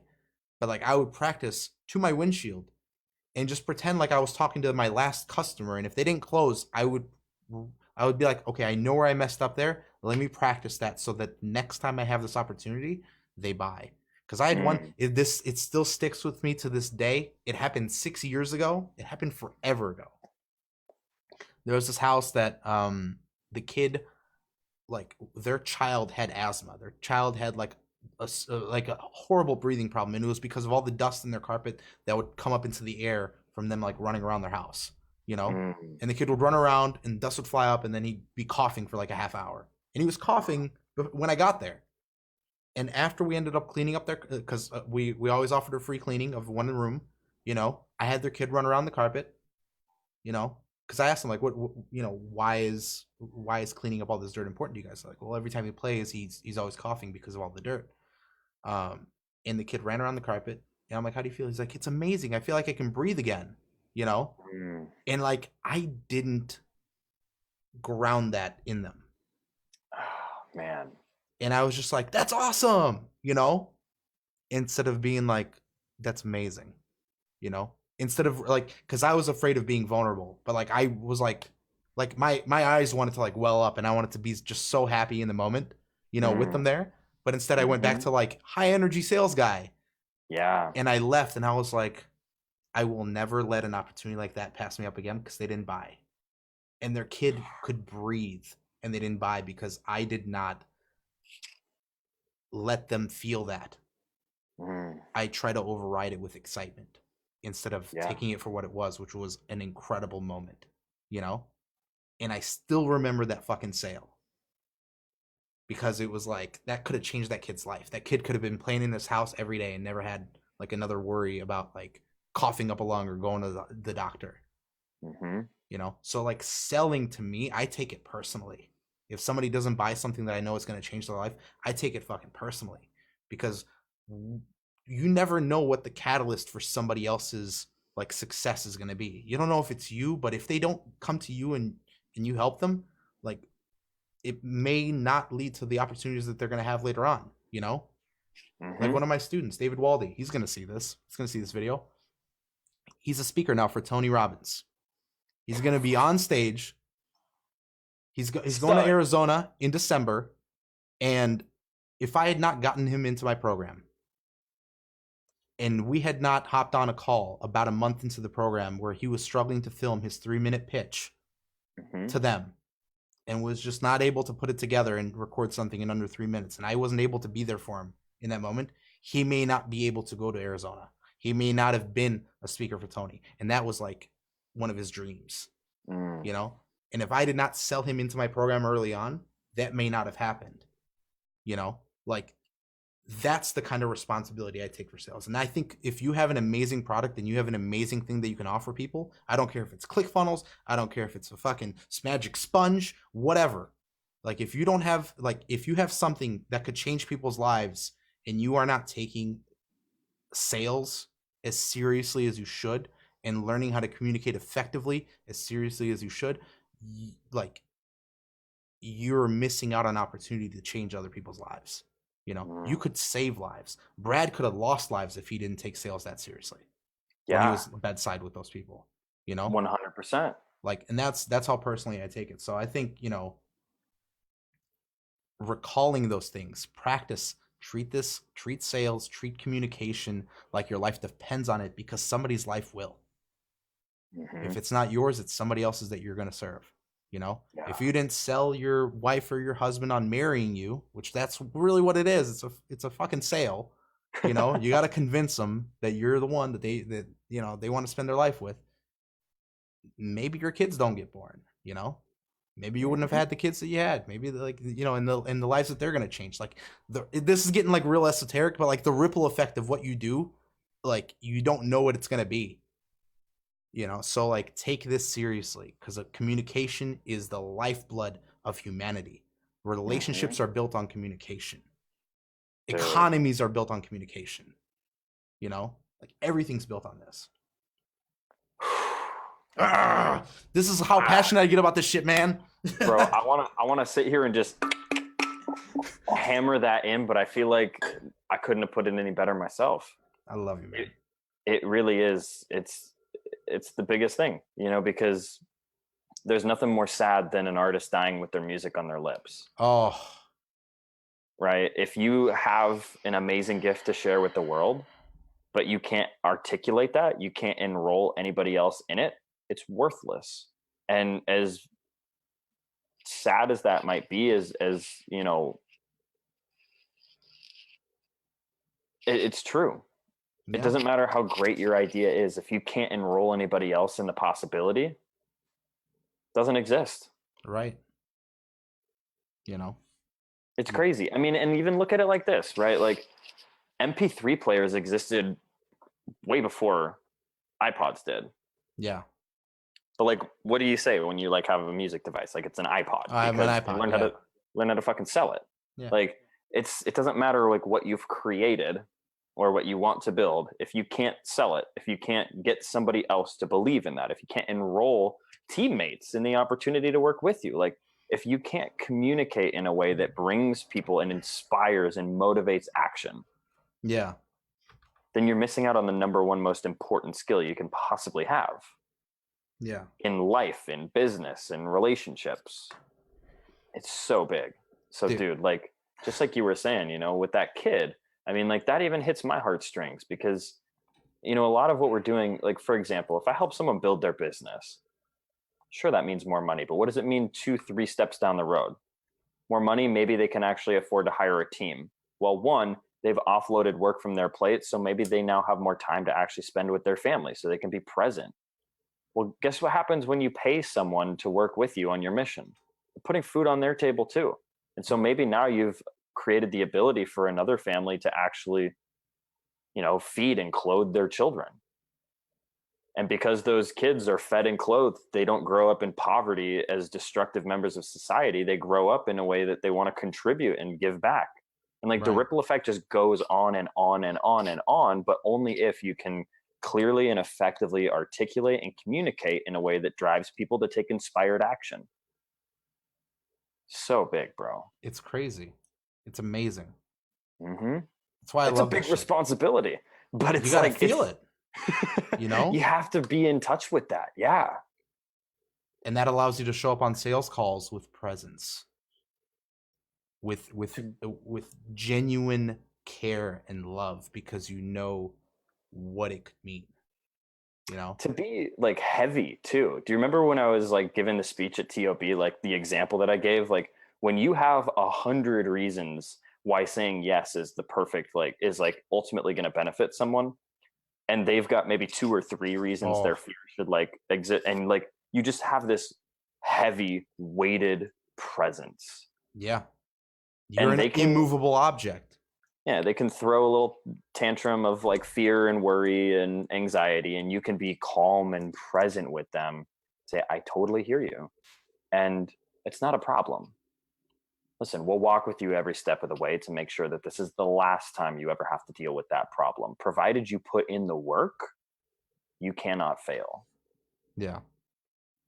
And like to be able to like show up that way for someone, you can't, that's not a tactic that you teach. Right.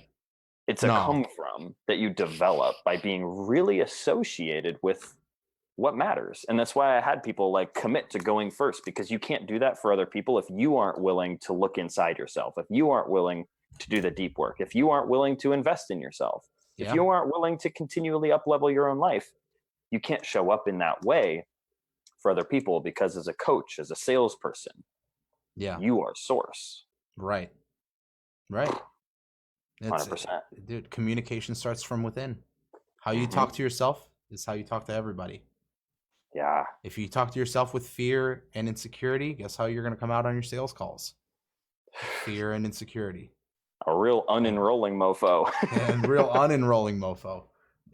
I just want to take a minute to like say how much I appreciate everybody who's been watching, because I didn't realize this, because every day to me is Monday, but it's a Friday night and you're here, and Dude. we've had like at any given time we've had like anywhere between 10 and 15 people watching this on a Friday night after Halloween Yeah, in a tiny little close-knit group. in a tiny little 800 person group.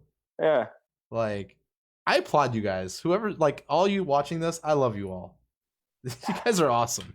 You are my people. Like, to show up and like learn sales and hang out with a couple of entrepreneurs on a Friday night, like, it's likely that you have what it takes to actually create a change in this world. Because Yeah. like it takes a special kind of person To give up their Friday. to be on a Friday night to hang out with us live. Dude, I love this, man. This Coogan says no place I'd rather be.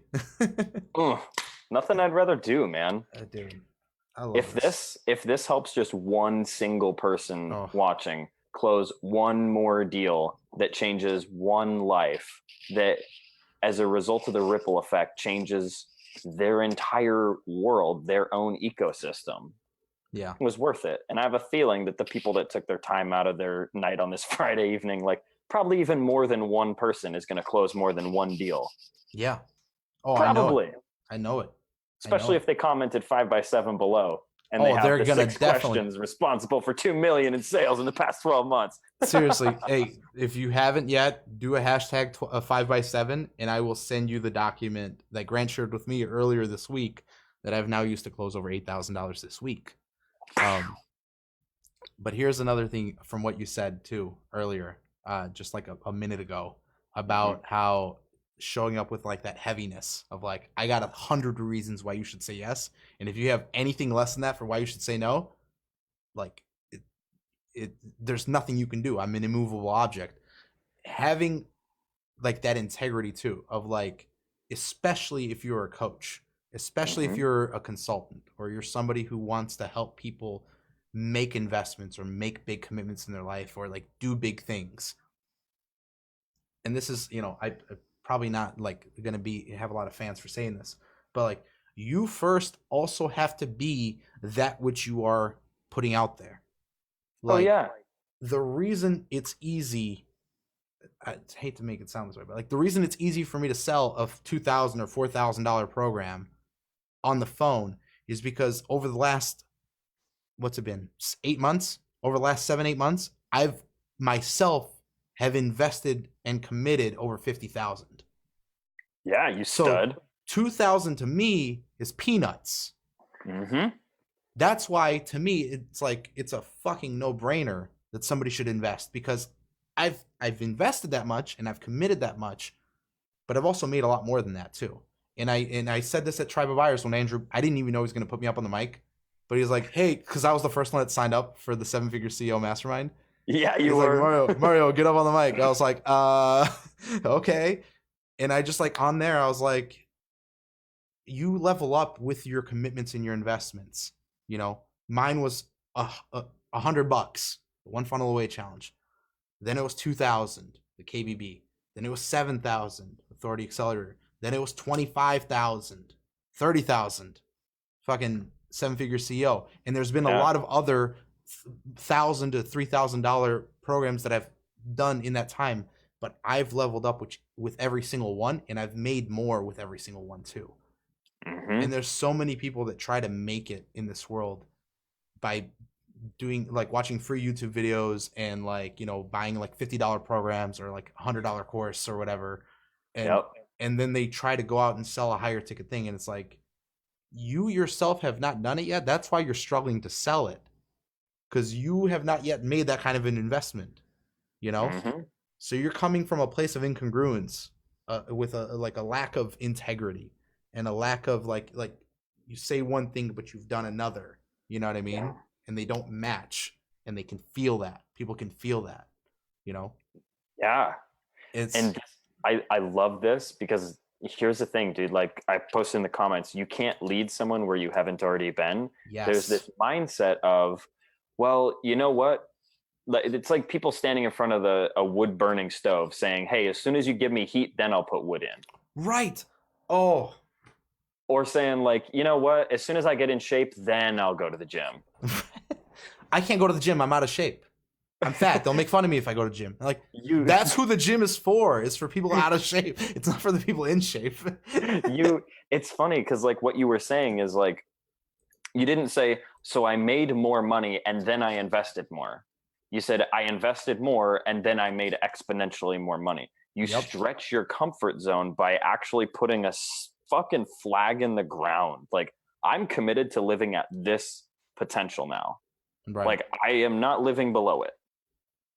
So there's a great quote, like, you don't rise to the level of your expectations, you fall to the level of your preparations. Mm-hmm. And so if you set a standard, like, you know, hey, $100, like that is my standard. Great. Maybe that's a big like step up from someone working an hourly job, right? To join the One Funnel Away challenge. Oh my God. Or somebody who works in a country where that's like their monthly wage or their like weekly wage, you know?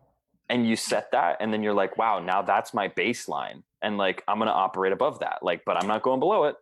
Right. And then you choose like, wow, I want to unlock a whole nother level of my potential. I'm going to set this expectation of myself, like $7,000. And now you being at that level, like you can't like going below that, like someone at 2,000, but like it's easy. It just makes sense. It's a no brainer. Right. And as you continue to step up and up and up, then you actually rise to that. And it's right.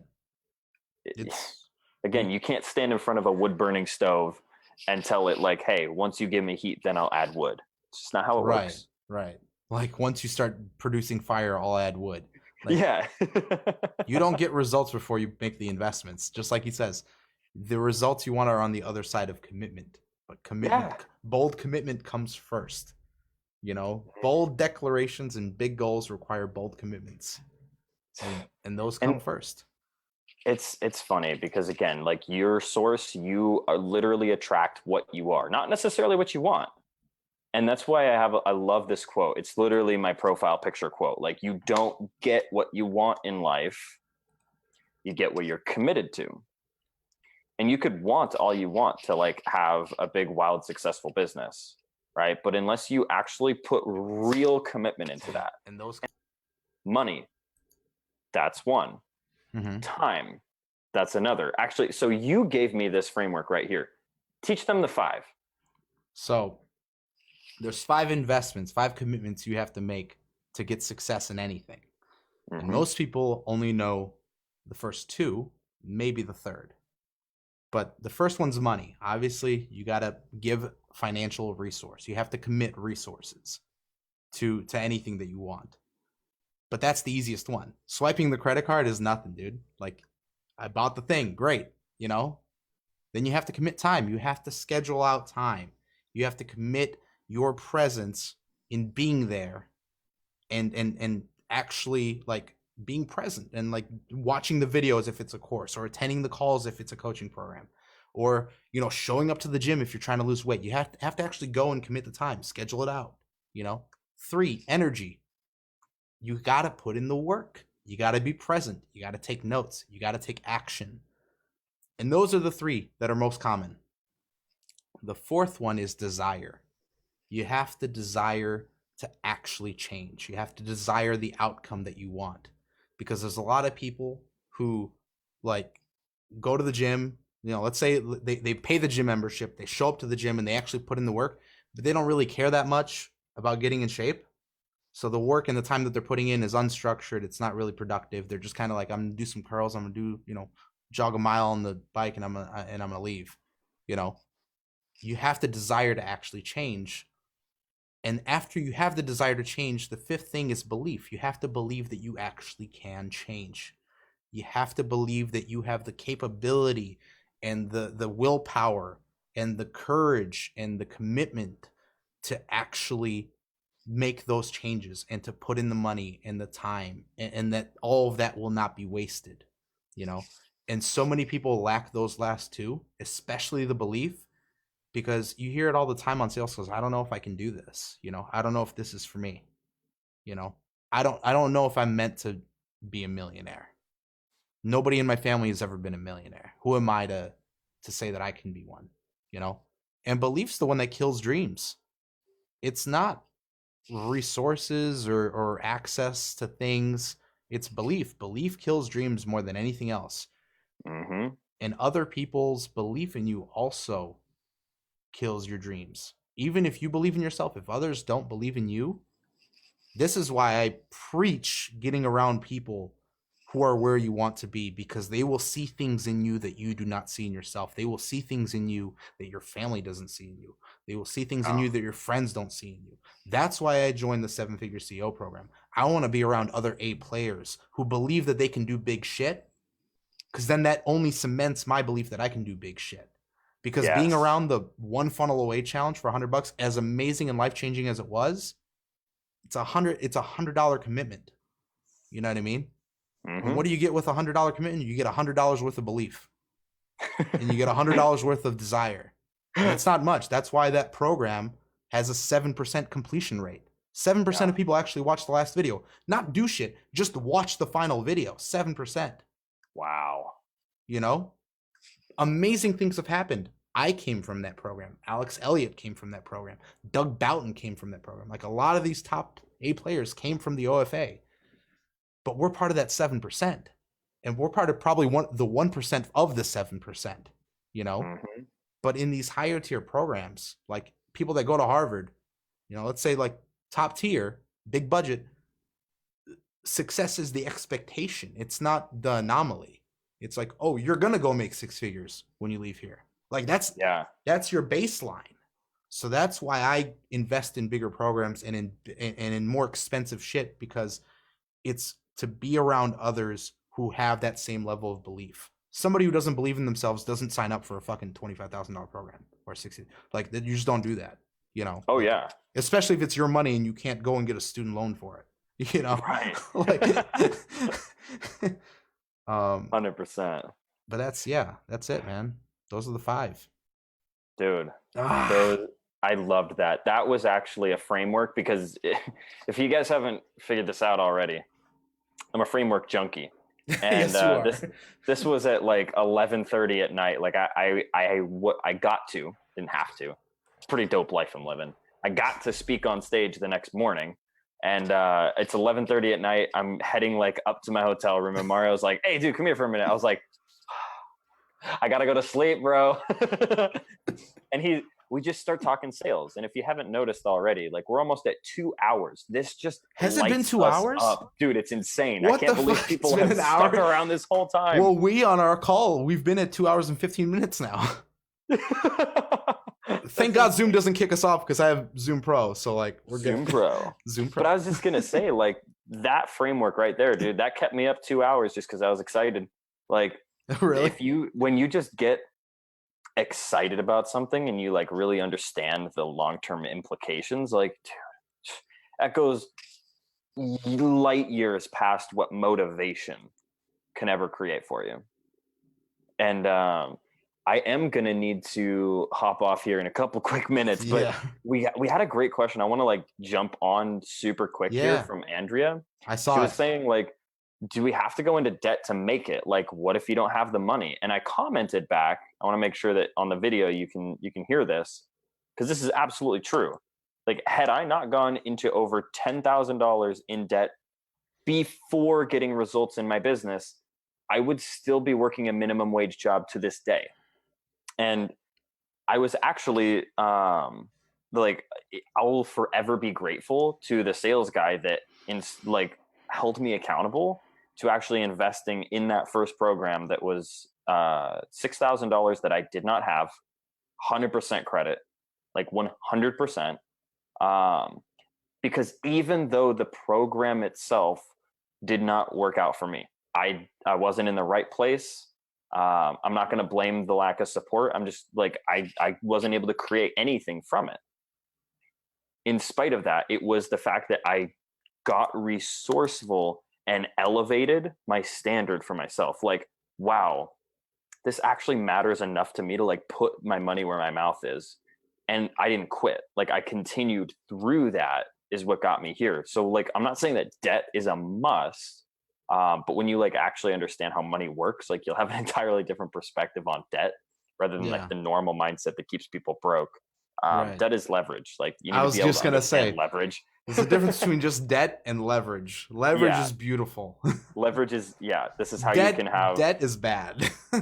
yeah. So big difference there. But anyway, like what I was trying to say is like, it's resourcefulness that is always a greater indicator of success than whether or not someone has resources. It's not a it's not a lack of resources that'll ever hold someone back. It's a lack of resourcefulness. Yeah. That's the big thing. You can make do with what you have, but most people don't, because they feel like I need more resources. You know, I need more things. 100%. I need all the courses. And so here's the thing, like, so I'm reading this going like, I already have debt. Like debt doesn't kill you. There's bankruptcies. Like you will literally never die from having too much debt. I'm just going to like put this out there, worst possible case scenario. Yeah. It's physically impossible for you to die as a result of having debt. It's physically impossible for you to die as a result of being offended. Like, right. It's literally just numbers on a piece of paper. Yeah. Worst case scenario. And potentially harassing phone calls from creditors. But, you know. And so change your number. Like, exactly. But if you have the mindset of like, okay, I'm here and I'm stuck, that's what kills you. If you choose to stay stuck, if you choose to stop persevering. And like, this is not directed necessarily specifically at Andrea, who's asking the question. This is something that I invite each and every one of you watching to really drink in, is it's never a matter of your circumstance. It's not a matter of the context. It's a matter of the content inside. And like, if you let, for example, a current circumstance keep you from making empowered decisions to move forward, then your life is under the control of something outside of you. And if your life is at the control of something outside of you, then you can't create the life that you want. Being able to fully take responsibility for the fact, like, oh my God, like, yeah, I actually made some decisions that didn't serve me and now I'm in debt, but that doesn't mean I'm a dumb person. It just means that I learned a lesson. Now I know the red flags to look for and I get to continue to push on. Like Doug, dude, he had like 80 grand in student loan debt before he started working with us. Like, and he's completely paid it all off, not because he decided to shrink back and try and make do with what he had, but because he actually pushed himself to make an investment that was like 8 times what he had in the bank. Right. By leveraging debt and continuing to push forward. And there's great quotes that say it typically takes like, you know, the 10 years to come across the 1 year that changes your life. Right. You know, people say, oh, my life completely changed over the course of 10 years. Well, maybe it didn't change all that much the first 9 up until that one point when it finally clicked. But it wouldn't have clicked had you stopped. So that's a huge thing. Dude. Huge thing. It is huge. Fucking love this. Dude. Oh my God. I love these conversations, man. They light me up. Nobody ever has a debt problem or a money problem. You have a cash flow problem. Yep. If you learn how to sell and you learn how to market and you learn it from people who do it well, you'll never have a money problem, you know? Like Alex and I were talking about this months ago. This was like back in May. Only like 2 or 3 months after we started. She'd been marketing for years. I just started. But it was like, it is crazy the ability to like make money out of thin air. Like to just generate money, like write a post, make $1,000, $2,000, $3,000. If you're not doing it already, it's literally an internal state problem. It's crazy. It literally is. Money is everywhere. Everything around us costs money. Somebody made it. Somebody made a profit. Right. Like there's money all around us, and it's a lack of awareness of like how to just pick it up, because it's not even that you have to create money. We don't even make money, bro.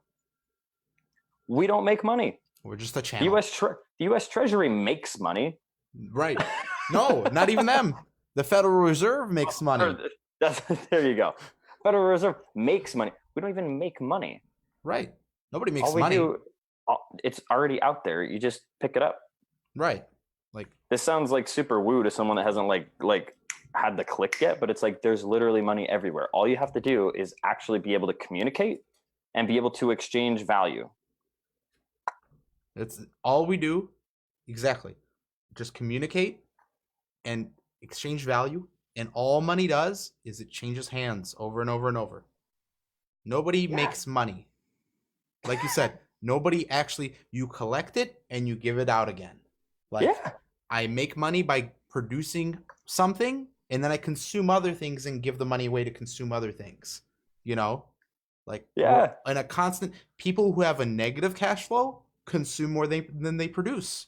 People with positive cash flow produce more than they consume. And that's just it. It's a simple production consumption thing, you know? Wait, so I'm gonna make this like a little esoteric and woo-woo, but like it's a fact. The universe doesn't even necessarily care where you're creating the value. Right. If you're creating enough, so Zig Ziglar says that, or said, if you help enough people in life get what they want, you will eventually inevitably get what you want. Mm-hmm. Because life supports that which supports life. And if you put out more value than you consume, you have positive cash flow. It will just happen. As long as there's one key thing, as long as you have a healthy relationship with receiving. Because if you deny what the universe is trying to supply to you due to some, past trauma or wounds that you've got, like, then you are blocked to receiving. You can't actually be compensated for what you're worth. Like, that's a huge lesson that'll take way too much to get into. Dude, but it's so spot on though. Like, I have this simple philosophy when it comes to like Facebook groups. My goal and objective, if I join a group that I want to like really be a part of, my objective in joining that group is to outdo the group owner. Dude, that'll make you a lot of money. Like in the OFA, that's what I did in my first 2 OFAs. So when I got like my first $11,000 month, people were like, "Oh my God, how did you, like in my first month?" They're like, "How did you do that?" I'm like, I came into the group and just became like the most valuable person in my mind. I became like the most valuable person there because I went through every freaking post and answered everybody's question. Most people responded with a sentence. I went in there with fucking paragraphs. Yeah. And I just bombarded, the community that I wanted to be a part of and like be an active member in with value, so that later when I had an offer, I didn't even have to sell it. My funnel wasn't even done and I'd already made like $5,000. Like I couldn't even figure out how to get the order confirmation page to show the right product. I didn't have a video, I didn't have email follow-up, and I made like 11,000 before I even had like a proper funnel. Like it wasn't even a proper funnel. It was like I was just building my first ever funnel, but it was that bombardment of value. Like you just give out there, and whether you are asking to receive or not, life will give to you.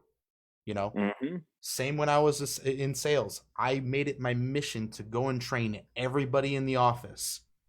I became the manager without the title of manager. You know? And managers hated me for that because they're like, "Dude, you're gonna get me fucking fired." You're like, "Well, do your job better, bro." Right, but like my sales exploded. I got easy leads. I got easy deals. And the people around me also became number 2 and number 3. And it was just like you give and life just gives back like a lot. And I don't believe in woo-woo stuff, but like it's hard to deny it all. It's like I kind of believed it after after a little while. I was like, this is weird, because I'm not even asking for money and people are like, "Can I buy something from you? Like, what do you have that I can buy?" Bro, I used to not be into any spirituality or anything whatsoever until I had this mentor that like he like it was like some subterfuge. Like he just like slid it in like gently, continually inside, like wrapped up in tactics, just like a little bit. And it's funny because when you like train your reticular activating system to really be aware of this, bro, I had a call this morning, not show. During the time I was supposed to have that call, I got a text message from someone that I had a sales call with 4 months ago, who had no money at the time, but who desperately wanted to do it. Wasn't able to get resourceful enough to be able to create it at the time. She texts me, she says, "Hey, we haven't talked in a while. Are you available?" Said, "You know what? I am." So I picked up the phone and closed the deal.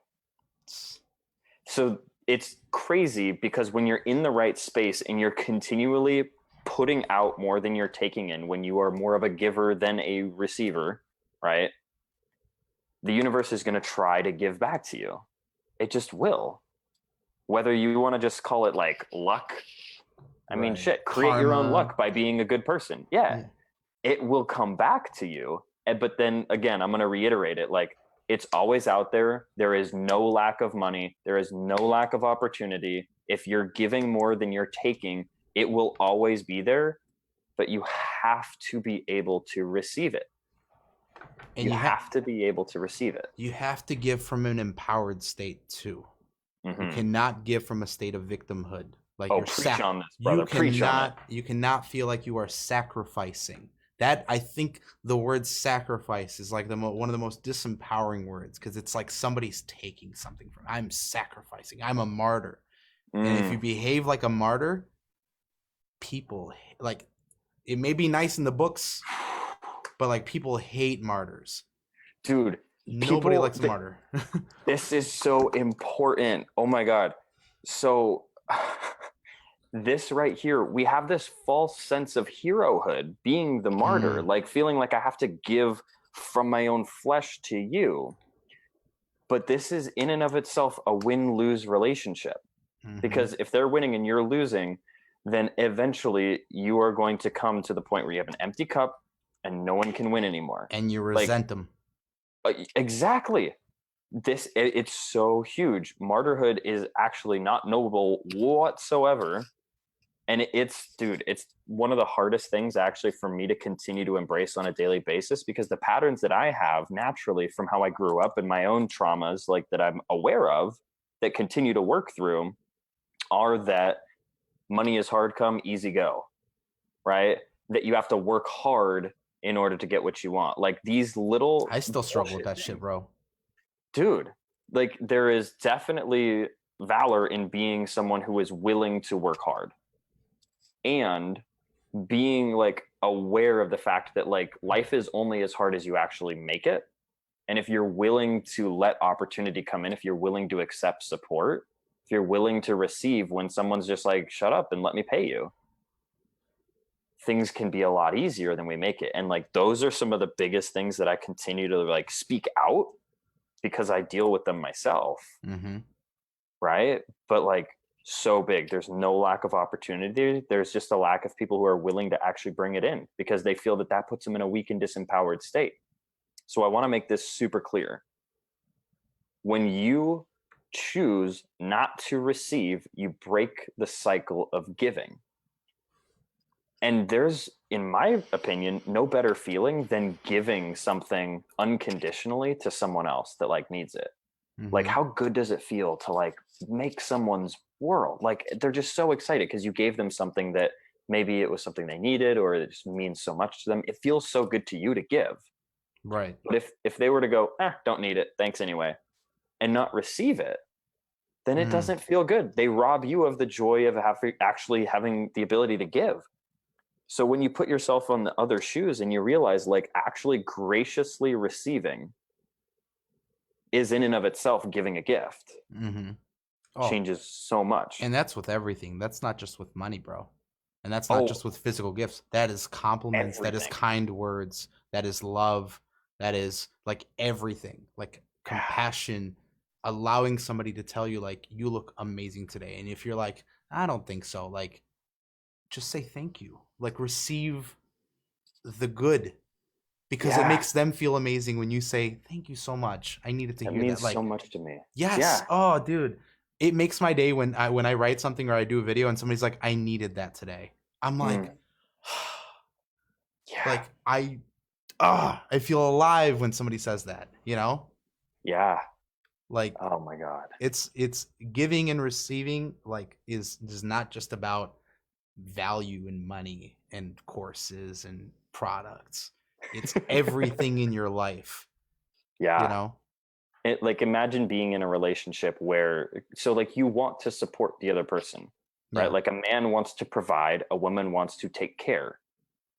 Like, Yeah. and yes, like, we're falling, like, they these both are provide. It's just different things. Yeah. exactly. Gender roles. General. Don't even start. So, like, people, we just want to be able to give to each other. And when you're in a relationship where one person gives and the other person only receives, it's called codependence. Yes. When you're in a relationship Not where good. neither person gives, like, you're not even friends. Like, you should not be spending time with this person. You're just taking from each other and nobody's really giving, and you're just like, let me take your time. You know? Yeah, this is BS. No one's happy. But when you can both be giving constantly to each other and receiving at the same time, then you create successful interdependence, which is where 2 + 2 finally equals 5. Yeah. So, oh my God, dude, we could talk about this all night. We could. We're gonna have to cut this off. If you We're guys gonna want have to cut this right now. If you want a sequel, comment #2, and we might put something together for you. Part 2 might be paid. No promises on it being free, but if you found value in this, like, I would really appreciate you letting us know. Dude. Because, hey, didn't do this for me, you know? Dude. I enjoyed it, but, like, I loved it. Ultimately, like, dude, we're twinning so hard. We both have black hats on. We both have the fucking 7-figure CO hoodies. We got our beards growing out. Represent. I know, like, mid-stage growth. I just need some glasses, and we're matching. You outdid me with the setup, though. Better mic, better background. I gotta give it up to you, man. You're a pro with the live stream mastery. If anyone wants to learn how to sell, I got you. If you want to learn how to put together a dope-ass live stream, I actually have never, ever seen anyone do this, like, awesome background that you have. Like, the quality's amazing. Like, you want to learn how to do a live stream? Mario's got you. Yeah. Freaking boss. We got a lot of part 2s. Oh my gosh, we do. Part 2's rolling in. And there's still 7 people that have been watching for the last 2 hours. This is insane. 2 hours. Y'all are crazy. Go make some money. You got all the tools right now to go absolutely change the world. So do it. Dude, I might just turn this into a paid training. I'm not even kidding. I think we might need to. It's 2 hours long. Like, this is a masterclass. This is a masterclass right here. Can I just, before we cut it off, I just had one thing I wanted to say. Yeah. That part where you were like, if both people are taking and nobody's giving, but both are taking, and it's lose-lose, that's a transaction. That's a transactional relationship. You give me that, and then, like, and I feel like you're taking my money, but I'm taking that car, or I'm taking that object. You know, that's a transaction. We don't do transactions. I hate transactional relationships. I cut that shit off right away. None of it. No transactions. None of it. This isn't the Walmart checkout line. No. I love it. Dude, this has been so much fun. Yeah, just out of curiosity's sake, those of you who got to watch this live, name your price. What should everyone else pay for this? What would this seriously, have been worth? if you watch this, the whole thing, what do you think this was all worth? If you had to pay for it, what do you think this was worth to you? To be real. Don't be like $1 million. Like, give me like an actual number. Yeah, for real. I'm super curious, because these are literally people who have, off the cuff, no BS, dropped the absolute authentic truth on how we've created multiple 8 figures combined in revenue. Dude. Multiple, if maybe 9. I don't even know, dude. It'd be crazy to do the math. Probably. It'd be crazy. Right. Anyway. They were sad the day I left that law firm. I was responsible for $200,000 a month in revenue. You savage. I disappeared, dude. When I left, the manager, the sales director got fired. The manager got demoted to my position, and his assistant got also demoted to my position, which was just a sales rep. brutal. And they replaced people. It was the following Monday, not even like way after. Like it was like as an immediate response to me quitting the previous Thursday. The following Monday, that shit happened. Like, you just lost us 200 grand in revenue. Like, you do not get to keep your job. Dude, that's so brutal. So we're getting comments rolling in. Daniel Chang's lowballing at 497. We got Coogan at Williams. 997. He says, if you can't make at least that with this info, you aren't even trying. I believe you, bro. It's true. You can make that without trying. Should be able to make 10 times that if you're trying. I love it. You guys, dude, you have such an awesome audience. I gotta acknowledge every single one of you guys in here in the Unleashed Entrepreneurs community. Like, y'all are off the chain. You are amazing. And it's so, like, teaching's only fun when you have students that are hungry to learn. And like, this has been one of the most fun, hands down. Dude, I do 1, if not 2 or more interviews a week. This is hands down one of the most fun that I've done. Like, easily. It's so easy to talk to you, bro. Like, we've dropped so much fun stuff, and it's just been absolutely a pleasure. Like, you're the best, man. Freaking love you too, bro. Dude, I love it. Seriously. Yeah. Okay, let's call it, because I'm sweating. Like, it's been, bro. It's time to shower up. This got time dirty. to shower. Oh my god, man. I love you guys. You, man. Peace out, everybody, and we'll see you next time for part 2. Adios.